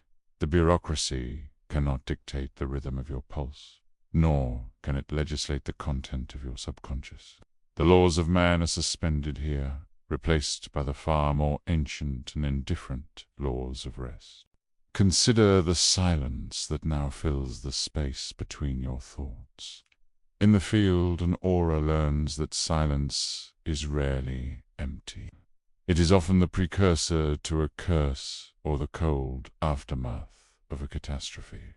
But here, within the sanctuary of the night, silence is your only true ally. It is the absence of noise, the absence of expectation, and the cessation of the relentless demand to be clever. The records of the past, the cursed diaries, the Veritaserum, and the dark artifacts of our history remain locked in their cabinets, their influence neutralized by the simple fact that the day has concluded. You are no longer a student of conflict. You are merely a witness to the stillness of the castle. The small decisions I spoke of earlier are what will truly define your character, though you will find the most difficult decision of all is simply letting go of the day's anxieties. We have discussed the discipline required to hold power without letting it curdle into tyranny. Apply that same discipline now to your own mind. There is a certain irony in requiring such rigorous effort to achieve a state of effortless rest. Yet it is a necessary alchemy. The wizarding world will continue its slow, predictable rotation without your constant vigilance. The boundaries are set, the protective charms are layered, and for tonight, the balance of the world holds firm without your interference.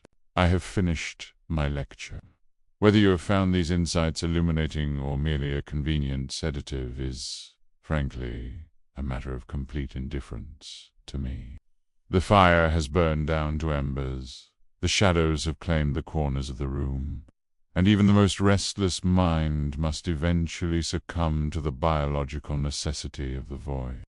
Do not fight the encroaching darkness. It is the only place where the laws of magic and the laws of men finally cease to matter. Close your eyes, set aside your curiosities, and surrender to the inevitable. Sleep is, after all, the only sanctuary that remains truly outside the ministry's jurisdiction. If you have followed these lectures from the beginning, you may have noticed a pattern in how wizarding history is usually told. We remember wars, famous duels, and the rise of dangerous individuals.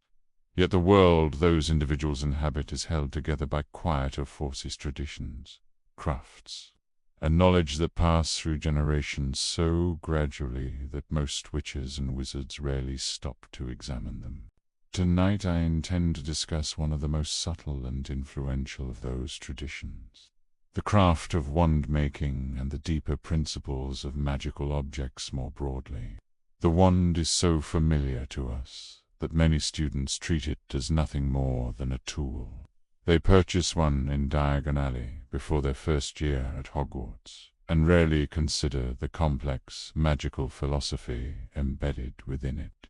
Yet the wand is perhaps the most sophisticated magical instrument ever created by witches. Long before Hogwarts existed, early witches and wizards experimented with various methods of directing magical power. Some cultures practiced magic without wands entirely, relying on gestures, spoken formulas, or ritualized focus. Such practices still exist in certain regions of the world today. However, the development of the wand transformed the European magical tradition in a profound way. A wand acts as a focusing device. It channels magical intent through a structured medium, allowing the wizard to produce more precise and controlled effects. Without such a focus, magic often manifests unpredictably, particularly in inexperienced practitioners. Children sometimes produce accidental magic during moments of strong emotion, but they lack the ability to direct that power deliberately. The wand therefore serves as a bridge between raw magical potential and disciplined spellcasting. The earliest wand makers discovered that certain materials responded particularly well to magical energy. Wood provided a natural conduit, flexible yet stable. Within that wooden body they placed a magical core drawn from powerful creatures. Over centuries, wand lore developed into a specialized discipline combining craftsmanship, magical theory, and an almost intuitive understanding of how living magic interacts with human will. The three most widely used wand cores of phoenix feather, dragon, heartstring, and unicorn, each, possess distinct characteristics. A phoenix feather wand tends to demonstrate broad magical range and occasional unpredictability, reflecting the complex nature of the creature that produced it. Dragon heartstring wands often channel powerful spells quickly and decisively, though they may display strong loyalty to the wizard who first claims them. Unicorn hair wands typically produce consistent and stable magic, though some wand makers consider them less inclined toward darker spells. These tendencies are not rigid rules. A skilled wizard can perform nearly any spell with any properly matched wand. Nevertheless, experienced wand makers observe patterns that suggest the core influences how magic expresses itself through the instrument. The wood surrounding that core contributes its own subtle qualities. Different trees possess distinct magical affinities shaped by their growth patterns, environments, and symbolic associations within ancient magical traditions. Wand makers study these properties with extraordinary care. Selecting the correct combination of wood and core requires knowledge that borders on artistry. Among modern wand makers, the name most commonly associated with this craft is Garrick Ollivander.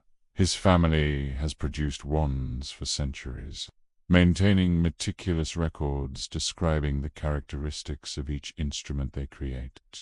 Ollivander's philosophy emphasizes that the wand chooses the wizard rather than the reverse. This statement, often repeated to young students purchasing their first wand, reflects an important truth. When a witch or wizard holds a wand suited to their magical temperament, the instrument responds immediately. Sparks may fly. Warmth may spread through the hand. The wand recognizes a compatible partner capable of drawing upon its potential. The process resembles the pairing of two living forces, rather than the purchase of a simple tool. This relationship explains why using another person's wand often produces disappointing results.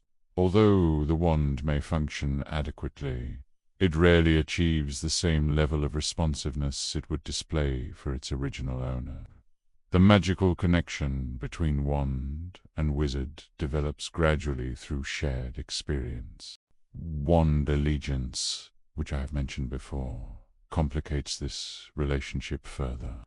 In certain circumstances, a wand may transfer its loyalty to a new master after its previous owner has been defeated. The mechanism behind this transfer remains imperfectly understood, though it appears tied to magical recognition of dominance within a duel. Most wands, however, do not change allegiance easily. The process requires more than simply picking up a fallen instrument. It involves the symbolic act of overcoming the wizard to whom the wand was previously attuned. One particular wand has achieved legendary status precisely because its allegiance shifted repeatedly through violent encounters. The Elder Wand, believed by many to be the most powerful wand ever created, gained its reputation through centuries of duels fought over its possession. Wizards who believed they could not be defeated while wielding it frequently discovered the opposite. The story of the Elder Wand illustrates a recurring theme in magical history. Objects imbued with extraordinary power tend to attract ambition. That ambition, in turn, produces conflict. While the Elder Wand stands as the most famous example, numerous magical objects demonstrate lesser but still significant influence. The wizarding world has accumulated centuries of enchanted artifacts, designed for purposes ranging from practical convenience to complex magical research.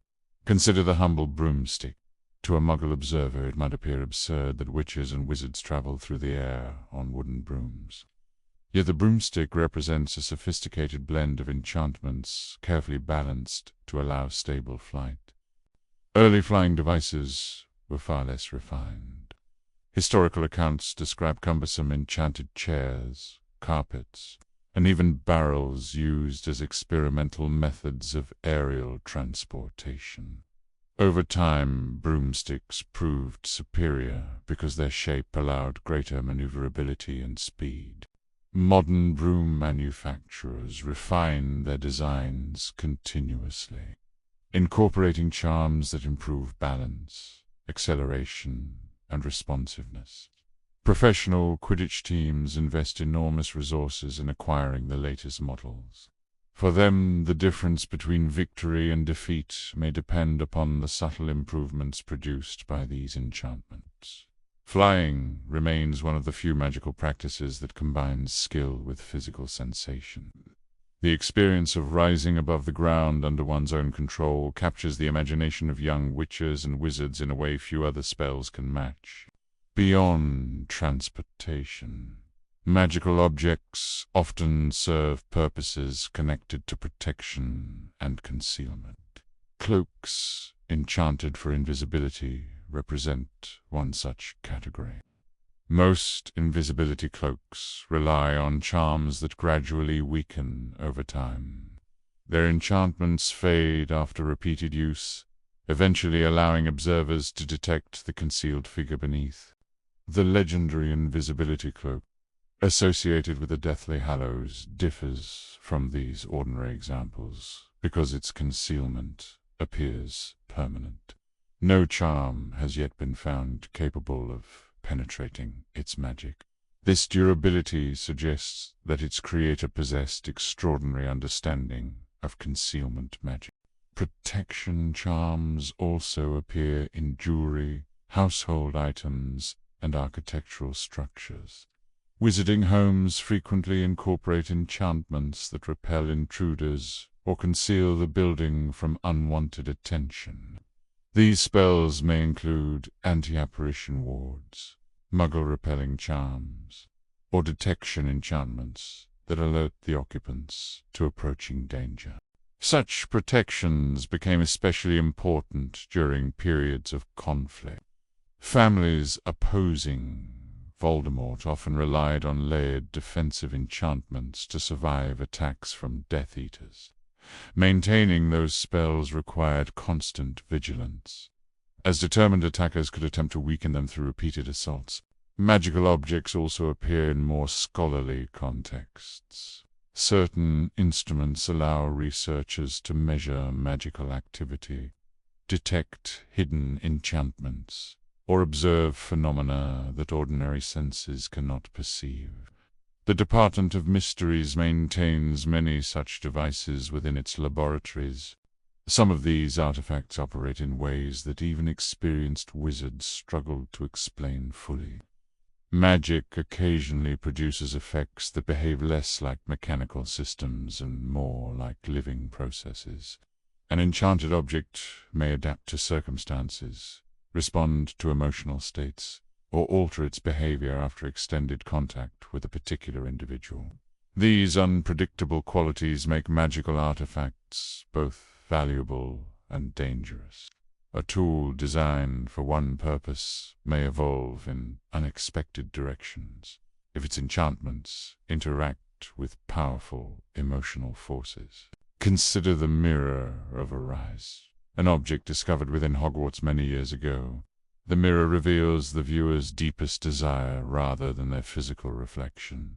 While not inherently harmful, the mirror has been known to trap individuals in endless contemplation of their own longings. Some observers have reportedly stared into it for hours, unwilling to look away from the visions it presents. The mirror demonstrates how magic can interact with human psychology in subtle ways, rather than forcing behavior through direct compulsion. Certain enchantments simply amplify emotions already present within the observer. The Pensy, which I discussed earlier, represents a more constructive example of such interaction. By extracting memories from the mind and placing them within a visible medium, the Pensy allows complex events to be examined from multiple perspectives. Historians and investigators rely upon this device when attempting to reconstruct events clouded by confusion or deception. However, even the pensieve cannot eliminate subjectivity entirely. Memories reflect perception rather than objective truth. Two individuals witnessing the same event may remember it differently depending on their emotional state or personal biases. Magical society therefore treats historical evidence with cautious skepticism, particularly when memories serve as primary sources.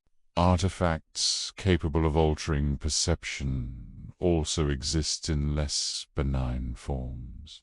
Certain cursed objects deliberately distort the victim's thoughts or emotions. Dark wizards sometimes create such artifacts to manipulate others without revealing their presence directly. One example involved a necklace whose enchantment nearly killed a student when she accidentally came into contact with it. The object had been designed to deliver a lethal curse to its intended target, but harmed an unintended victim instead.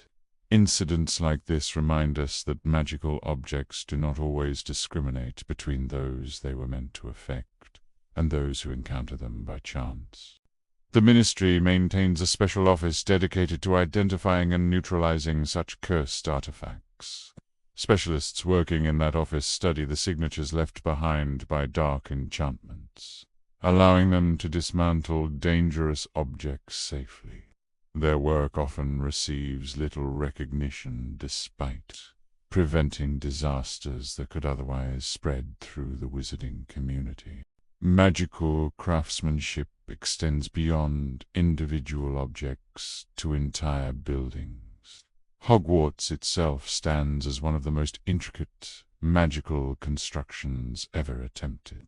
Its moving staircases, shifting passages, and protective wards form a living structure shaped by centuries of enchantment layered upon its original design. The castle's architecture resists simple explanation because its magic evolved gradually. Each generation of headmasters added new charms designed to improve security or accommodate changing educational needs. Over time, those additions merged into a complex system whose full extent even the staff may not completely understand. Some corridors appear only under certain conditions. Certain rooms respond to the intentions of those who seek them. One chamber within the castle, often called the Room of Requirement, materializes only when a person experiences genuine need for the space it provides. Such magical architecture illustrates how enchantments can interact with human thought in ways resembling partnership rather than control. Of course, not all magical objects are benign or educational. Throughout history, certain wizards have attempted to create instruments of domination. Dark artifacts often rely upon spells designed to override free will or inflict suffering upon their victims. Horcruxes represent the most extreme example of such creations. As you already know, a Horcrux stores a fragment of the creator's soul within a physical object. The artifact becomes both container and anchor, preserving the wizard's existence even after bodily destruction. The process required to produce a Horcrux violates nearly every moral boundary recognized by wizarding society. The act of murder tears the soul apart, allowing the wizard to imprison a fragment of themselves within the chosen object. Each Horcrux, therefore, represents not merely a magical device, but a crime embedded permanently within matter. Destroying such objects proves extraordinarily difficult because the soul fragment within them resists ordinary damage. Only substances capable of overwhelming magical resilience, such as basilisk, venom, or certain powerful spells, can break the enchantment completely. Voldemort's decision to create multiple Horcruxes demonstrated both his cunning and his arrogance. By dividing his soul repeatedly, he attempted to guarantee immortality. Yet each division weakened the integrity of that soul, producing instability that ultimately contributed to his defeat. The lesson contained within that story extends beyond the specific case of Horcruxes. Magical objects amplify the intentions of those who create them. When the creator's purpose involves domination or cruelty, the artifact becomes a vessel for those impulses. This principle applies equally to benign creations. A wand maker who approaches their craft with patience and respect produces instruments capable of remarkable harmony with their owners. A craftsman driven solely by ambition may produce objects whose magic feels unstable or unpredictable. In this sense, magical craftsmanship resembles education itself. The knowledge passed from one generation to the next shapes how power will be used in the future. During peaceful periods, much of this knowledge circulates quietly through apprenticeships and family traditions. Wand makers train successors. Potion masters refine their formulas. Enchanters design charms that improve daily life in subtle ways. When war arrives, however, these same skills acquire new significance. Defensive enchantments must be strengthened. Dark artifacts must be identified and destroyed. Magical tools originally designed for peaceful purposes may be adapted for protection or surveillance. The wizarding world's survival during both wizarding wars depended heavily on individuals who understood such crafts. Without their expertise, many protective spells would have failed long before the final battles were fought. Yet the most enduring lesson offered by magical objects may be philosophical rather than practical. Each artifact embodies a choice made by its creator about how magic should interact with the world. Some choices produce beauty, knowledge, and protection. Others produce fear, domination, and suffering. The wand in your hand is therefore not merely an instrument. It is a symbol of that choice. Every spell you cast continues the long tradition of human intention shaping magical power through crafted tools. Wizards sometimes imagined that magic itself determines the course of history. In truth, the opposite is closer to reality. Magic merely amplifies the decisions made by those who wield it. And those decisions, whether expressed through a wand, a potion, or an enchanted artifact, are what ultimately determine whether the wizarding world becomes a place of learning or a battlefield once again. If one examines the wizarding world carefully, it becomes clear that even the most spectacular duels, the most fearsome curses, and the most celebrated magical inventions represent only a fraction of what maintains our society. Beneath the spells and artifacts lies an ecosystem of magical knowledge, practical skill, and social networks that shape the way magic functions and how it is controlled. In this lecture, I wish to focus on a subject often overlooked by both students and historians: the complex interrelationship between magical creatures, their rights, and the societies that seek to govern them. Wizards often speak of magical creatures in simplified terms. Goblins are clever, house elves are loyal, centaurs are proud. Such shorthand obscures the intricate realities of these beings, the historical reasons for their treatment, and the political tensions that have shaped modern wizarding lore. Take goblins, for instance. Their society predates much of the current wizarding civilization. Goblins possess a unique relationship to magic in the material world. Unlike humans, they do not rely on wands. Instead, their magic is often intrinsic, operating through craft, metalwork, and ritual. Their skill in metallurgy, particularly in producing enchanted objects and artifacts, surpasses nearly all human craftsmen. It is said that many goblin-forged items, armor, swords, and even certain vaults at Gringotsker not be replicated by human hands. This extraordinary skill created both dependence and tension. Wizards rely on goblin-made objects, yet they historically denied goblins equal rights. The result is a society riddled with grievances, treaties, and recurring conflicts over ownership, autonomy, and recognition. The question of who truly owns a goblin-forged artifact remains contested. Is it the wizard who purchases it, or the goblin who crafted it? Such disputes, though seemingly minor in daily life, have repeatedly led to violent confrontations and political friction.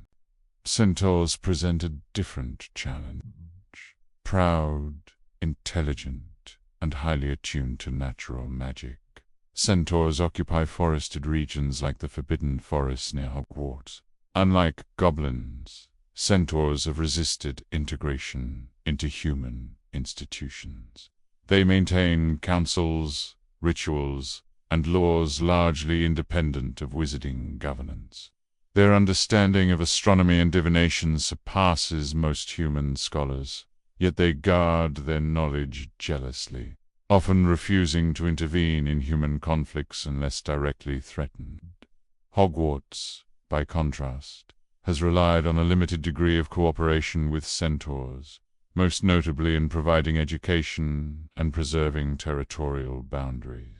Merpeople, too, occupy their own delicate position. Their underwater societies in lakes such as the Black Lake remain largely inaccessible to wizards, who must negotiate treaties for fishing rights, lake access, and magical experimentation.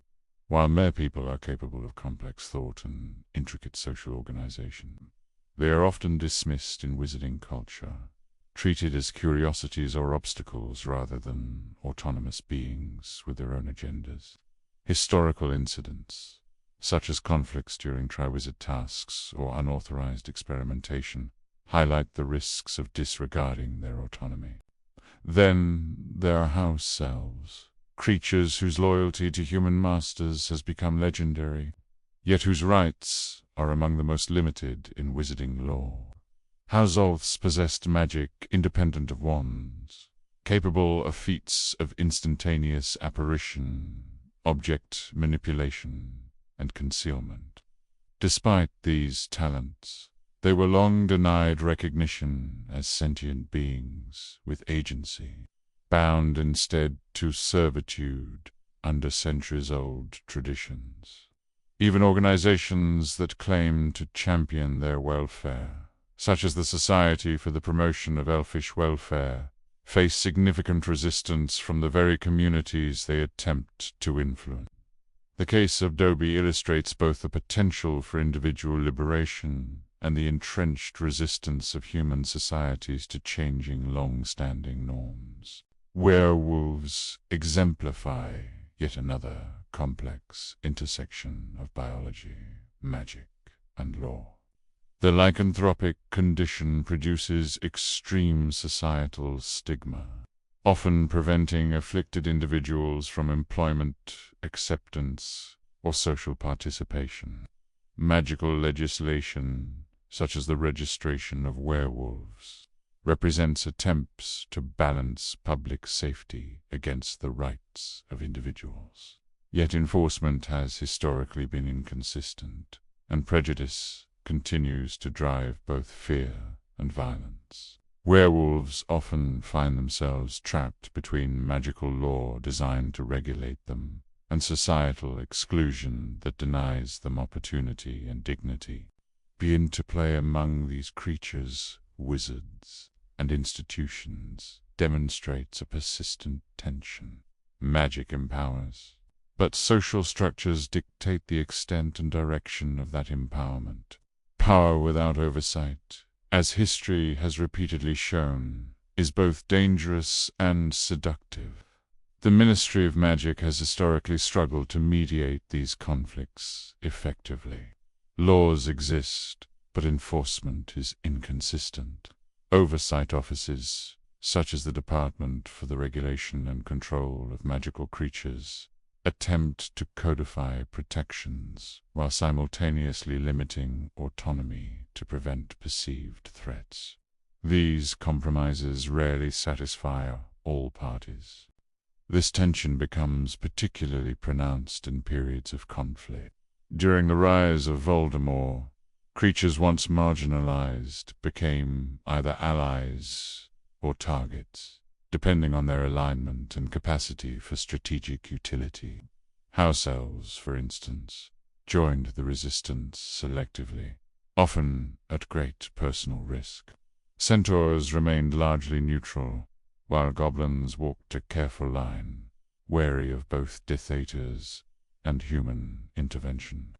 The allogiences of magical creatures, therefore, cannot be taken for granted, and their political influence often exceeds that which human wizards are willing to acknowledge.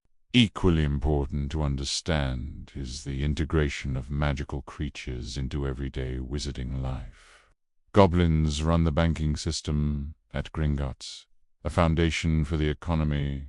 House elves maintain much of the labor in wizarding households, Hogwarts included. Dragons, while difficult to manage, contribute to magical research, including potion ingredients and dangerous task assessments. Even seemingly minor creatures, like Kneazles or Nifflers, serve functional roles within domestic or commercial environments. Society depends on them, even while treating them as subordinate or exotic. These relationships are not merely practical, they are emblematic of wizarding attitudes toward power, obedience, and morality. By observing how wizards interact with creatures who possess independent magical ability, one gains insight into the broader ethical landscape of magical Britain. Prejudice, convenience, and fear consistently shape policy, demonstrating that the morality of magical society often lags behind its technological and arcane capacity. To illustrate these dynamics concretely, we must examine a single episode in which the interplay of magical creatures, law, and morality reached a critical point: the Battle of Hogwarts and the events leading immediately before it. While most histories emphasized the heroism of young wizards and the defeat of Voldemort, fewer accounts consider how magical creatures participated and what their choices reveal about the structure of magical society. House elves, for example, were initially reluctant to engage in direct combat. Their loyalty to Hogwarts and certain individuals eventually drew them into the conflict. Yet their participation remained unsanctioned by the formal command structure. Similarly, the Centaurs, though provoked by Death Eater aggression, entered the fray selectively. They targeted threats according to their own codes rather than human tactical objectives. Goblins, meanwhile, protected the treasury at Gringotts and acted to prevent looting, enforcing contracts and ownership claims even amidst the chaos. This coordination or lack thereof demonstrates a recurring truth in magical history. Success often depends on alliances built on mutual respect and practical necessity rather than on hierarchical command alone. Wizards must negotiate, sometimes reluctantly, with those whose abilities exceed their own in specific domains. Consider also the role of dragons in strategic defense. During key confrontations, dragons were released in ways that disrupted enemy formations.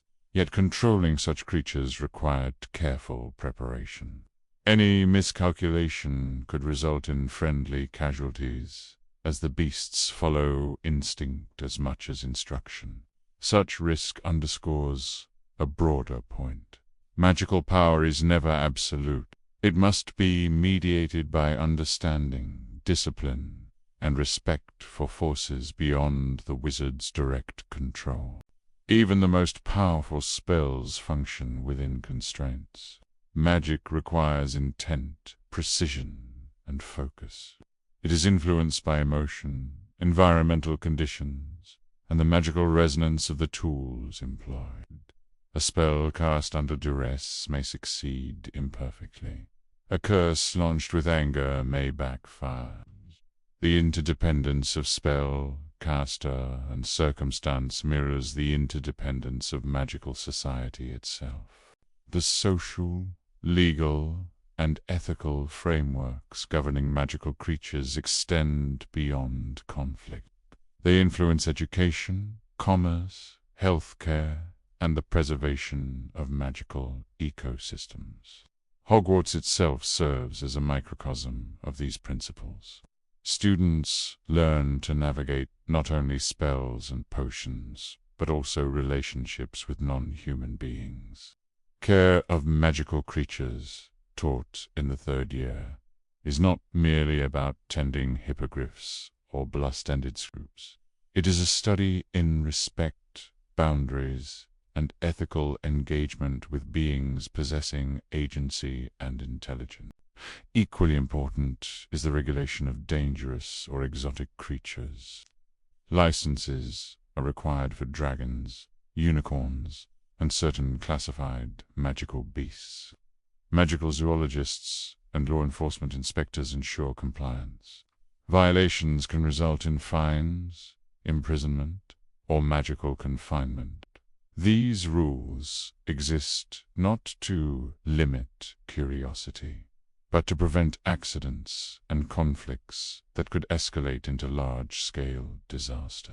Yet despite legal frameworks, moral and practical responsibility rests on the wizard.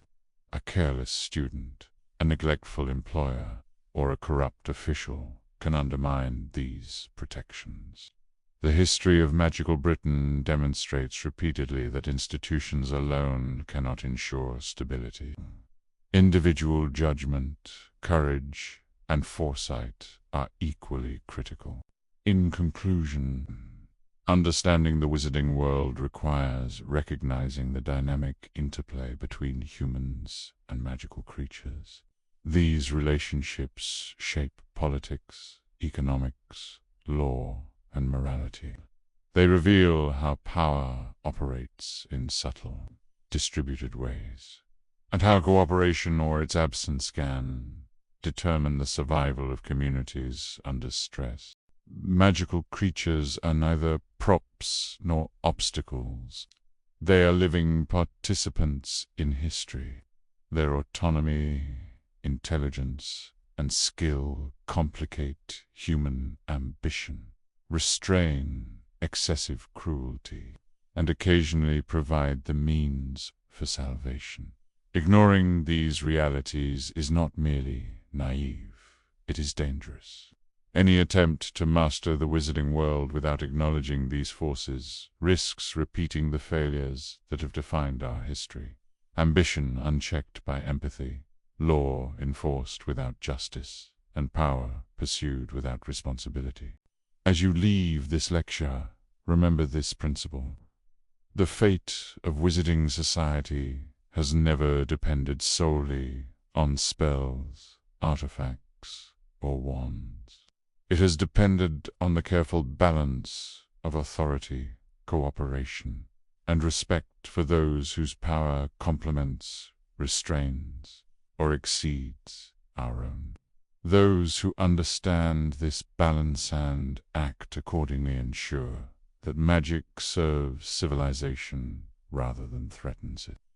History will judge us not only by the spells we cast, but by the alliances we honor, the creatures we respect, and the choices we make when no one is watching. This exploration must examine the long-term consequences of these relationships, the political structures governing them, and the ways in which conflict and cooperation shape wizarding history itself. Consider the legal frameworks that attempt imperfectly to reconcile wizarding authority with the autonomy of magical creatures. The Ministry's Department for the Regulation and Control of Magical Creatures establishes rules that, in theory, prevent abuse and maintain order. Yet history reveals a persistent tension between law and enforcement. Many laws exist more on paper than in practice, and interpretation varies depending on the temperament of the official applying them. Goblins, for example, often exploit these ambiguities to assert claims over property, particularly when ownership crosses the threshold between human and goblin craftsmanship. Conversely, wizards occasionally interpret laws in ways that diminish creature autonomy for convenience or profit. The consequences of these tensions are not abstract. They influence political alliances, economic structures, and even military outcomes. During Voldemort's rise, goblins' intricate knowledge of banking, treasure, security, and artifact craft proved crucial. Their decision to either cooperate with human institutions or remain neutral had material consequences for both sides. Similarly, centaurs, though generally indifferent to human conflict, exercised influence through control of forests and strategic knowledge of terrain. One must not underestimate a society whose understanding of magic is embedded in the land itself. Pow's selves present another layer of complexity. Their magic is independent of wands, capable of instantaneous apparitions, complex enchantments, and near-invisible manipulation of the environment. Their subservience is partly a social construct, reinforced by centuries of tradition and legal inertia. Yet their potential to act autonomously can alter outcomes in decisive moments. During the Battle of Hogwarts, for instance, Housel's intervention, though initially hesitant, provided crucial support in protecting vulnerable locations and evacuating key individuals. Their contribution illustrates the paradox of dependence. Creatures perceived as loyal servants retain a power that, if recognized, could rival that of human wizards. The dynamics of werewolves, meanwhile, demonstrate the interaction of biology, magic, and social prejudice. The lycanthropic condition imposes both magical and physiological constraints. Yet society's response has historically exacerbated danger rather than mitigating it. Laws such as the registration of werewolves attempt to balance public safety with individual rights, but enforcement often reinforces exclusion rather than protection. The social stigma experienced by afflicted individuals reduces opportunities for integration, heightens resentment, and can even lead to isolation that fosters dangerous behavior. In effect, prejudice produces outcomes that reinforce the perceived necessity of regulation, creating a self-perpetuating cycle. Mer people, inhabiting their underwater enclaves, illustrate a different form of autonomy. They have no interest in human politics unless provoked, yet they remain indispensable in matters ranging from territorial negotiations to magical research. Wizards often underestimate the intelligence and strategic acumen of merpeople, assuming that their aquatic isolation equates to irrelevance. History proves otherwise. Successful navigation of treaties, lake access, and resource management requires both respect and humility. The consequences of failure are not merely bureaucratic. They can result in violent conflict, loss of life, or diplomatic breakdown. One cannot discuss these creatures without addressing the cultural dimension of magical education. Hogwarts, deliberately situated in proximity to forests, lakes, and other habitats, teaches students that ethical engagement with magical creatures is not optional. Subjects such as care of magical creatures are designed to instill respect for agency, responsibility for harm, and recognition of intelligence in beings who may operate according to rules unfamiliar to humans. Yet even within this curriculum, lessons often clash with societal prejudices. Students from families steeped in pure-blood deology may struggle to reconcile their inherited beliefs with the realities of centaur governance or house self-autonomy.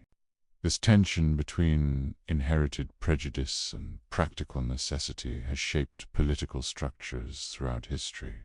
Alliances are frequently pragmatic rather than ideological. For example, the goblin community's willingness to cooperate with human wizards during crises does not arise from altruism, but from a calculated recognition of mutual benefit. Similarly, centaurs may act to protect forests, not because they serve human interests, but because humans' failure to respect territorial boundaries threatens their survival. Such interactions reveal that morality in magical society is rarely universal. It is negotiated, conditional, and deeply contextual. Conflicts between magical creatures and humans are often resolved only partially, producing long-term effects that reverberate for decades. Consider the repeated disputes over goblin ownership of enchanted artifacts, or the repeated legal challenges to house self-rights. These conflicts are rarely settled conclusively. Instead, they recur across generations, creating cycles of tension that influence everything from education and employment to emergency response during wartime. Magical creatures also illustrate the ways in which law and magical power interact with ethics. Wizards may possess superior spellcasting ability, but creatures often exploit other forms of advantage: intelligence, mobility, and environmental mastery.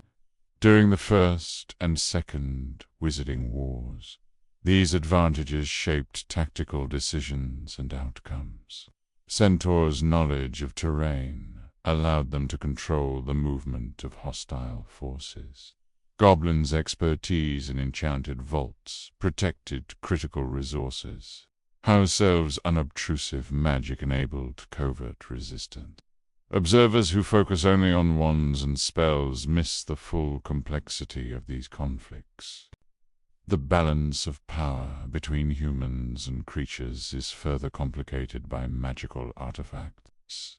Objects imbued with enchantments can amplify the abilities of whichever party controls them. Horcruxes, as I have noted before, alter the stakes of any confrontation. A powerful magical artifact in the hands of a creature with independent will introduces unpredictable variables into human strategic calculations. Understanding these variables requires not merely study, but practical experience and observation and expertise many wizards neglect in favor of theoretical knowledge. Ethics, law, and survival intersect in particularly striking ways during periods of crisis. For example, the Ministry of Magic's attempts to control or regulate magical creatures during Voldemort's rise were hampered by fear, misinformation, and bureaucratic inertia. Certain directives were enforced selectively. Others were ignored entirely. Creatures, operating according to their own codes of conduct, frequently undermined these policies without ever formally defying the ministry. History thus demonstrates that enforcement mechanisms are only as effective as the cooperation they inspire, and cooperation depends upon respect, trust, and recognition of agency. It is also important to note the cultural and symbolic dimensions of magical creatures. Centaurs' expertise in divination connects them to historical knowledge and astronomical observation inaccessible to most humans. Goblins' craft symbolizes both economic power and resistance to external control. House elves' labor embodies questions of freedom, obligation, and loyalty. Werewolves, through the stigma they face, reveal the moral compromises society imposes upon those it fears. Each creature's role within society extends far beyond practical utility. It carries meaning, memory, and political weight. Finally, the broader lesson for students and historians alike is this: the study of magical creatures is inseparable from the study of wizarding society itself. Ignoring creatures' autonomy or underestimating their influence produces incomplete narratives, flawed policy, and repeated mistakes. The wizarding world cannot function without careful attention to the interdependence of human and non-human actors. Cooperation, negotiation, and ethical engagement are not optional. They are survival strategies honed over centuries. When one considers the outcomes of history through this lens, the significance of magical creatures becomes undeniable. They are not mere background figures, nor are they simply instruments of human will. Their presence challenges assumptions about power, morality, and governance. They illustrate the consequences of hubris and the rewards of respect. In studying them, one gains a more accurate understanding of why certain policies failed, why certain alliances succeeded, and why magic itself is neither inherently benevolent nor inherently dangerous. It is a tool whose consequences are determined by the wisdom and judgment of those who wield it. In essence, mastery of magical society is less a matter of spells and artifacts than of understanding the living web of relationships that sustains it. Wizards who forget this lesson, or who presume to dominate creatures without regard for their autonomy, risk repeating centuries of failure. And in those failures, we observe a recurring truth: power without respect, knowledge without prudence, and law without fairness inevitably produce catastrophe. Very well, let us proceed, then, with Part Eta, continuation of this exhaustive examination of the wizarding world, in my voice. This lecture will focus on a subject both pervasive and frequently misunderstood: the mechanics and consequences of magical bloodlines, heredity, and the social hierarchies they produce, as well as the cultural, political, and moral ramifications of such divisions. If one believes that magic exists solely as a collection of spells, potions, and artifacts, one has already misunderstood its most insidious aspect. It is as much inherited as it is learned, and society has long exploited this fact. The concept of blood, purity pure, blood, half-blood, and Muggleborn's one of the central organizing principles of magical Britain, with ramifications reaching into education, employment, politics, and law enforcement. A pure blood wizard is one whose lineage is entirely magical, often traceable for centuries through detailed family trees. Families such as the Malfoys or the Blacks exemplify this tradition, which prioritizes ancestry over talent or achievement. The notion of purity is as cultural as it is biological. The belief that magical ability is linked inexorably to heredity has shaped marriage alliances, inheritance, and social standing. While pureblood ideologues claim superiority, the reality is far less tidy. Magical talent does not correlate perfectly with ancestry.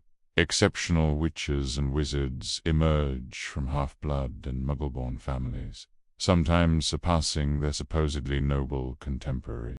Muggleborn witches and wizards, often called derogatory mudbloods by those adhering to pure-blood ideology, demonstrate the tension between inherited prejudice and meritocratic reality.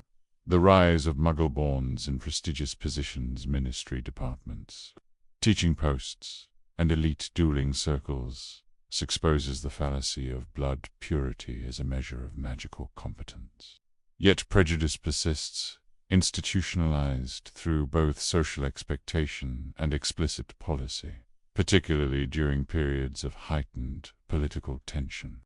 Voldemort and his followers exploited these divisions, weaponizing centuries of inherited bias to consolidate power. Half-bloods occupy the most complicated position in this hierarchy.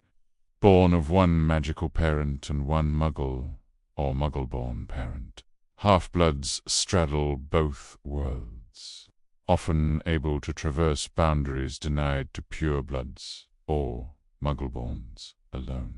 Many of the most prominent figures in magical history, including Albus Dumbledore and myself, are half-bloods.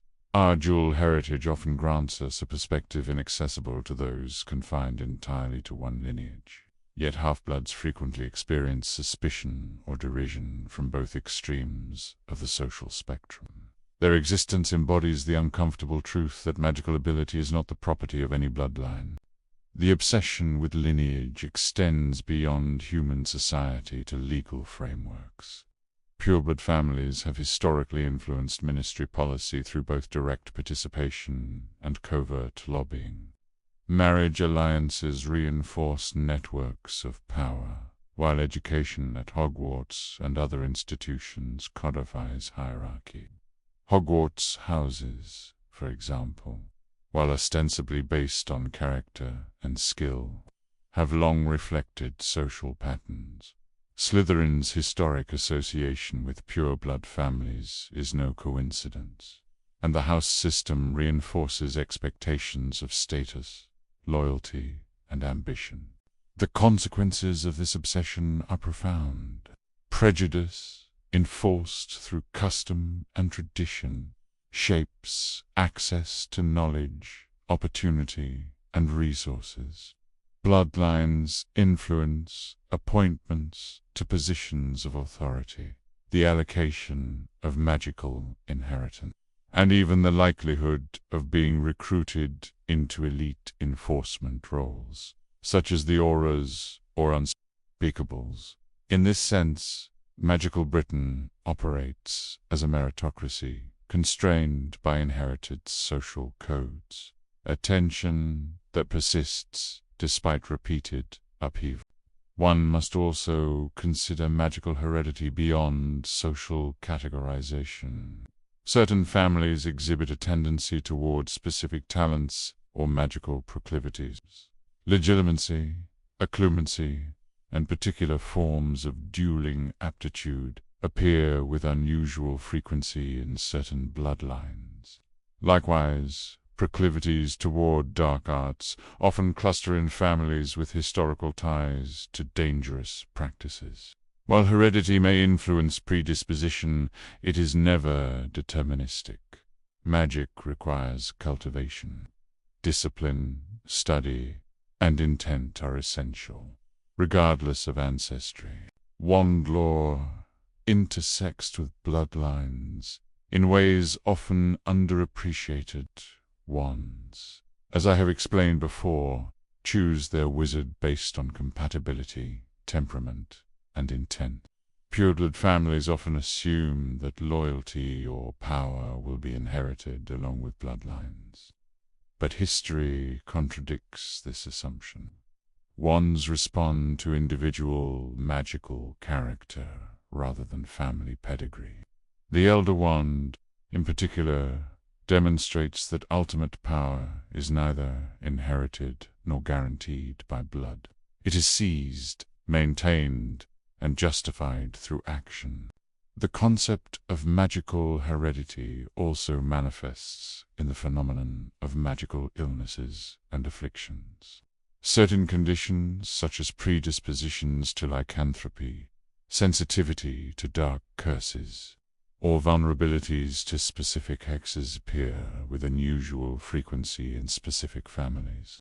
These tendencies reflect both magical genetics and environmental conditioning. The social stigma associated with such conditions further reinforces hierarchical divisions, as families often conceal or deny them, fearing loss of status. Education both reflects and amplifies these patterns. Hogwarts sorting and house-based structures are not neutral. Students from long-established pureblood families often enter the school with resources, connections, and preconceptions that facilitate social and academic advancement. Muggle-born students, by contrast, frequently must compensate for lack of lineage-based influence with exceptional talent or diligence. This disparity produces subtle inequalities that persist across generations. The political implications of bloodline obsession cannot be overstated. During Voldemort's rise, the ideology of blood purity became weaponized, justifying the persecution of Muggle-borns and the consolidation of authority among pureblood families aligned with the Death Eaters. Laws were twisted, enforcement manipulated, and social ostracism codified to enforce an imagined hierarchy. The Ministry's initial failure to resist these pressures exemplifies the danger of institutional weakness combined with entrenched prejudice. Even after the fall of Voldemort, the legacies of bloodline politics persist. Families that once benefited from pure blood supremacy retain social and economic advantages. Prejudices subtly influence hiring, marriage, and social standing. Many wizards, particularly the younger generation, assume that equality has been achieved, unaware of the enduring structures that reinforce disparity. Understanding these structures is essential for anyone who wishes to grasp the deeper mechanics of magical society. The moral dimension of bloodline ideology is equally critical. The obsession with ancestry encourages both arrogance and complacency. Wizards may believe they are entitled to power by birth, while dismissing those whose ability is no less real but whose lineage is deemed inferior. Conversely, the fear of prejudice shapes behavior among Muggle-borns and half-bloods, compelling caution, secrecy, or strategic alliances. In both cases, morality becomes negotiable, subordinated to survival and ambition rather than principle. In my own life, I have witnessed the consequences of these divisions firsthand. My choices, alliances, and strategies were invariably influenced by my half-blood status and the prejudices it engendered among both peers and mentors. The broader societal obsession with lineage is neither abstract nor benign. It shapes personal relationships, institutional trust, and ultimately historical outcomes.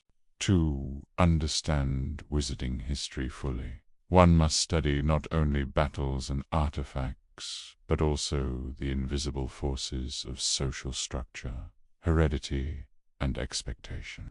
Bloodlines dictate not only who wields power, but also who is allowed to imagine it. They influence alliances, conflicts, and perceptions of legitimacy. And they reveal an uncomfortable truth. Magical ability alone does not determine destiny. Society, tradition, and prejudice do.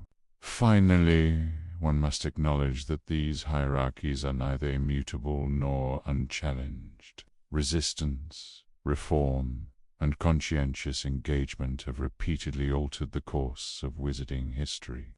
Muggle-born advocacy, creature rights, and the post-war reconstruction of the Ministry demonstrate that entrenched systems can be corrected, though the process is slow and contested. The lessons of the past are clear. Power untempered by reflection, ambition unchecked by ethics, and privilege unexamined by conscience inevitably produce suffering and instability. Thus, the study of magical bloodlines is not merely an academic exercise. It is an examination of the moral, political, and practical architecture of wizarding society itself. Understanding ancestry, privilege, and hereditary influence illuminates the forces that have shaped historical outcomes, from the rise of dark wizards to the functioning of the Ministry, and from Hogwarts houses to everyday social interaction.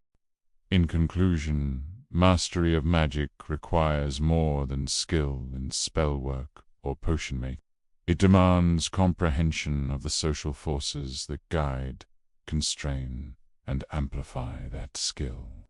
Bloodlines, heritage, and societal perception are as powerful in shaping history as any curse or enchantment.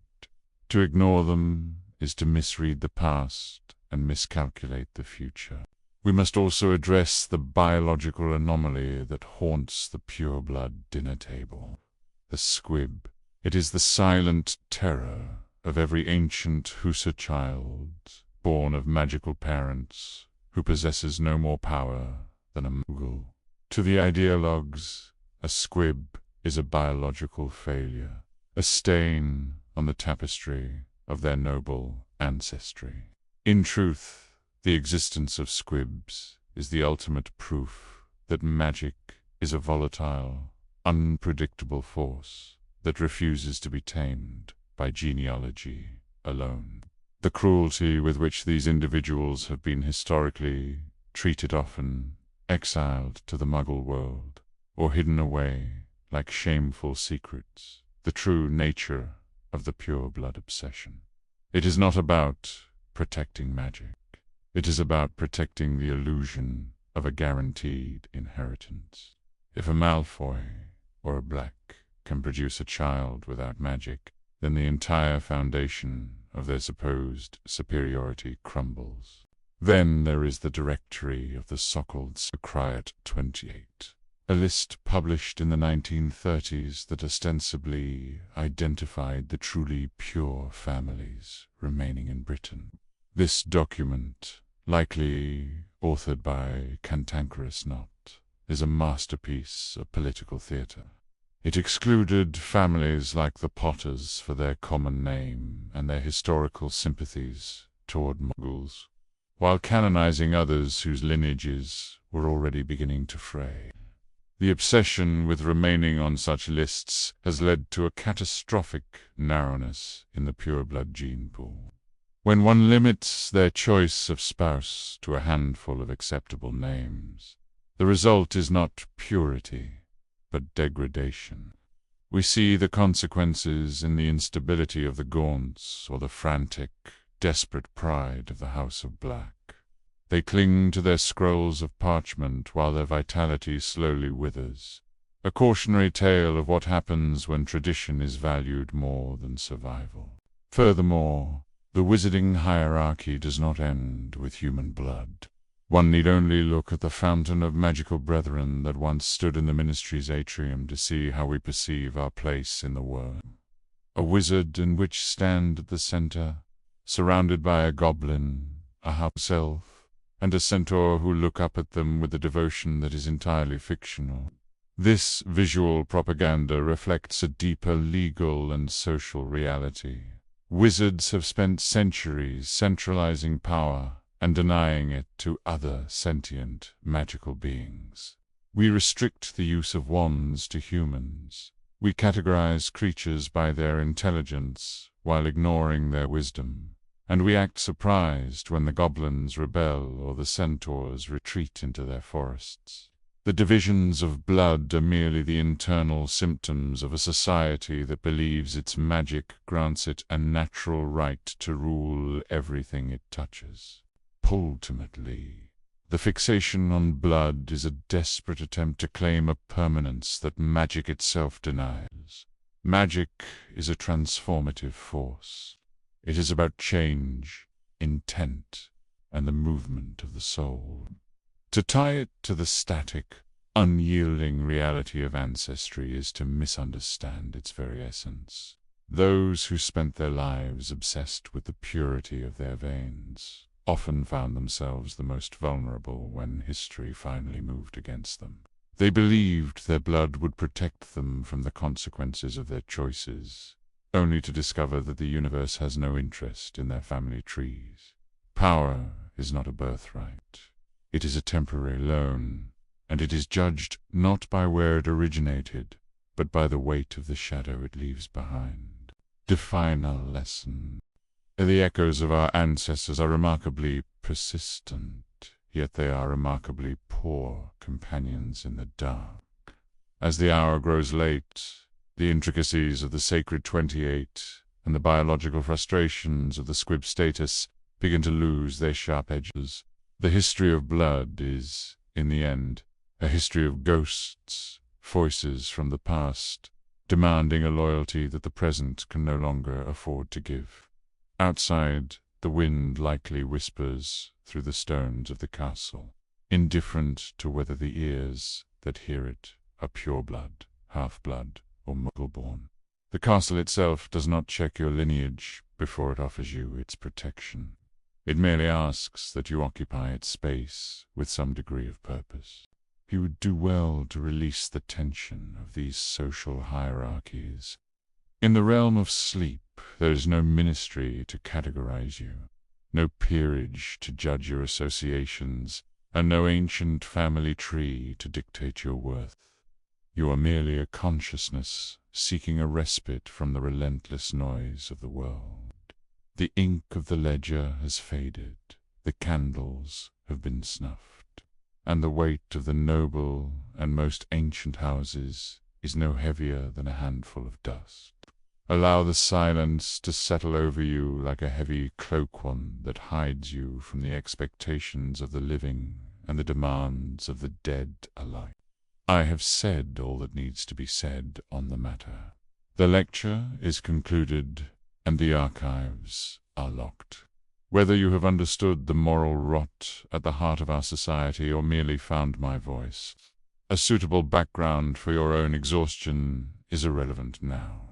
The day has exacted its price, and the night offers its only cure. Set aside your ambitions, your resentments, and your pride.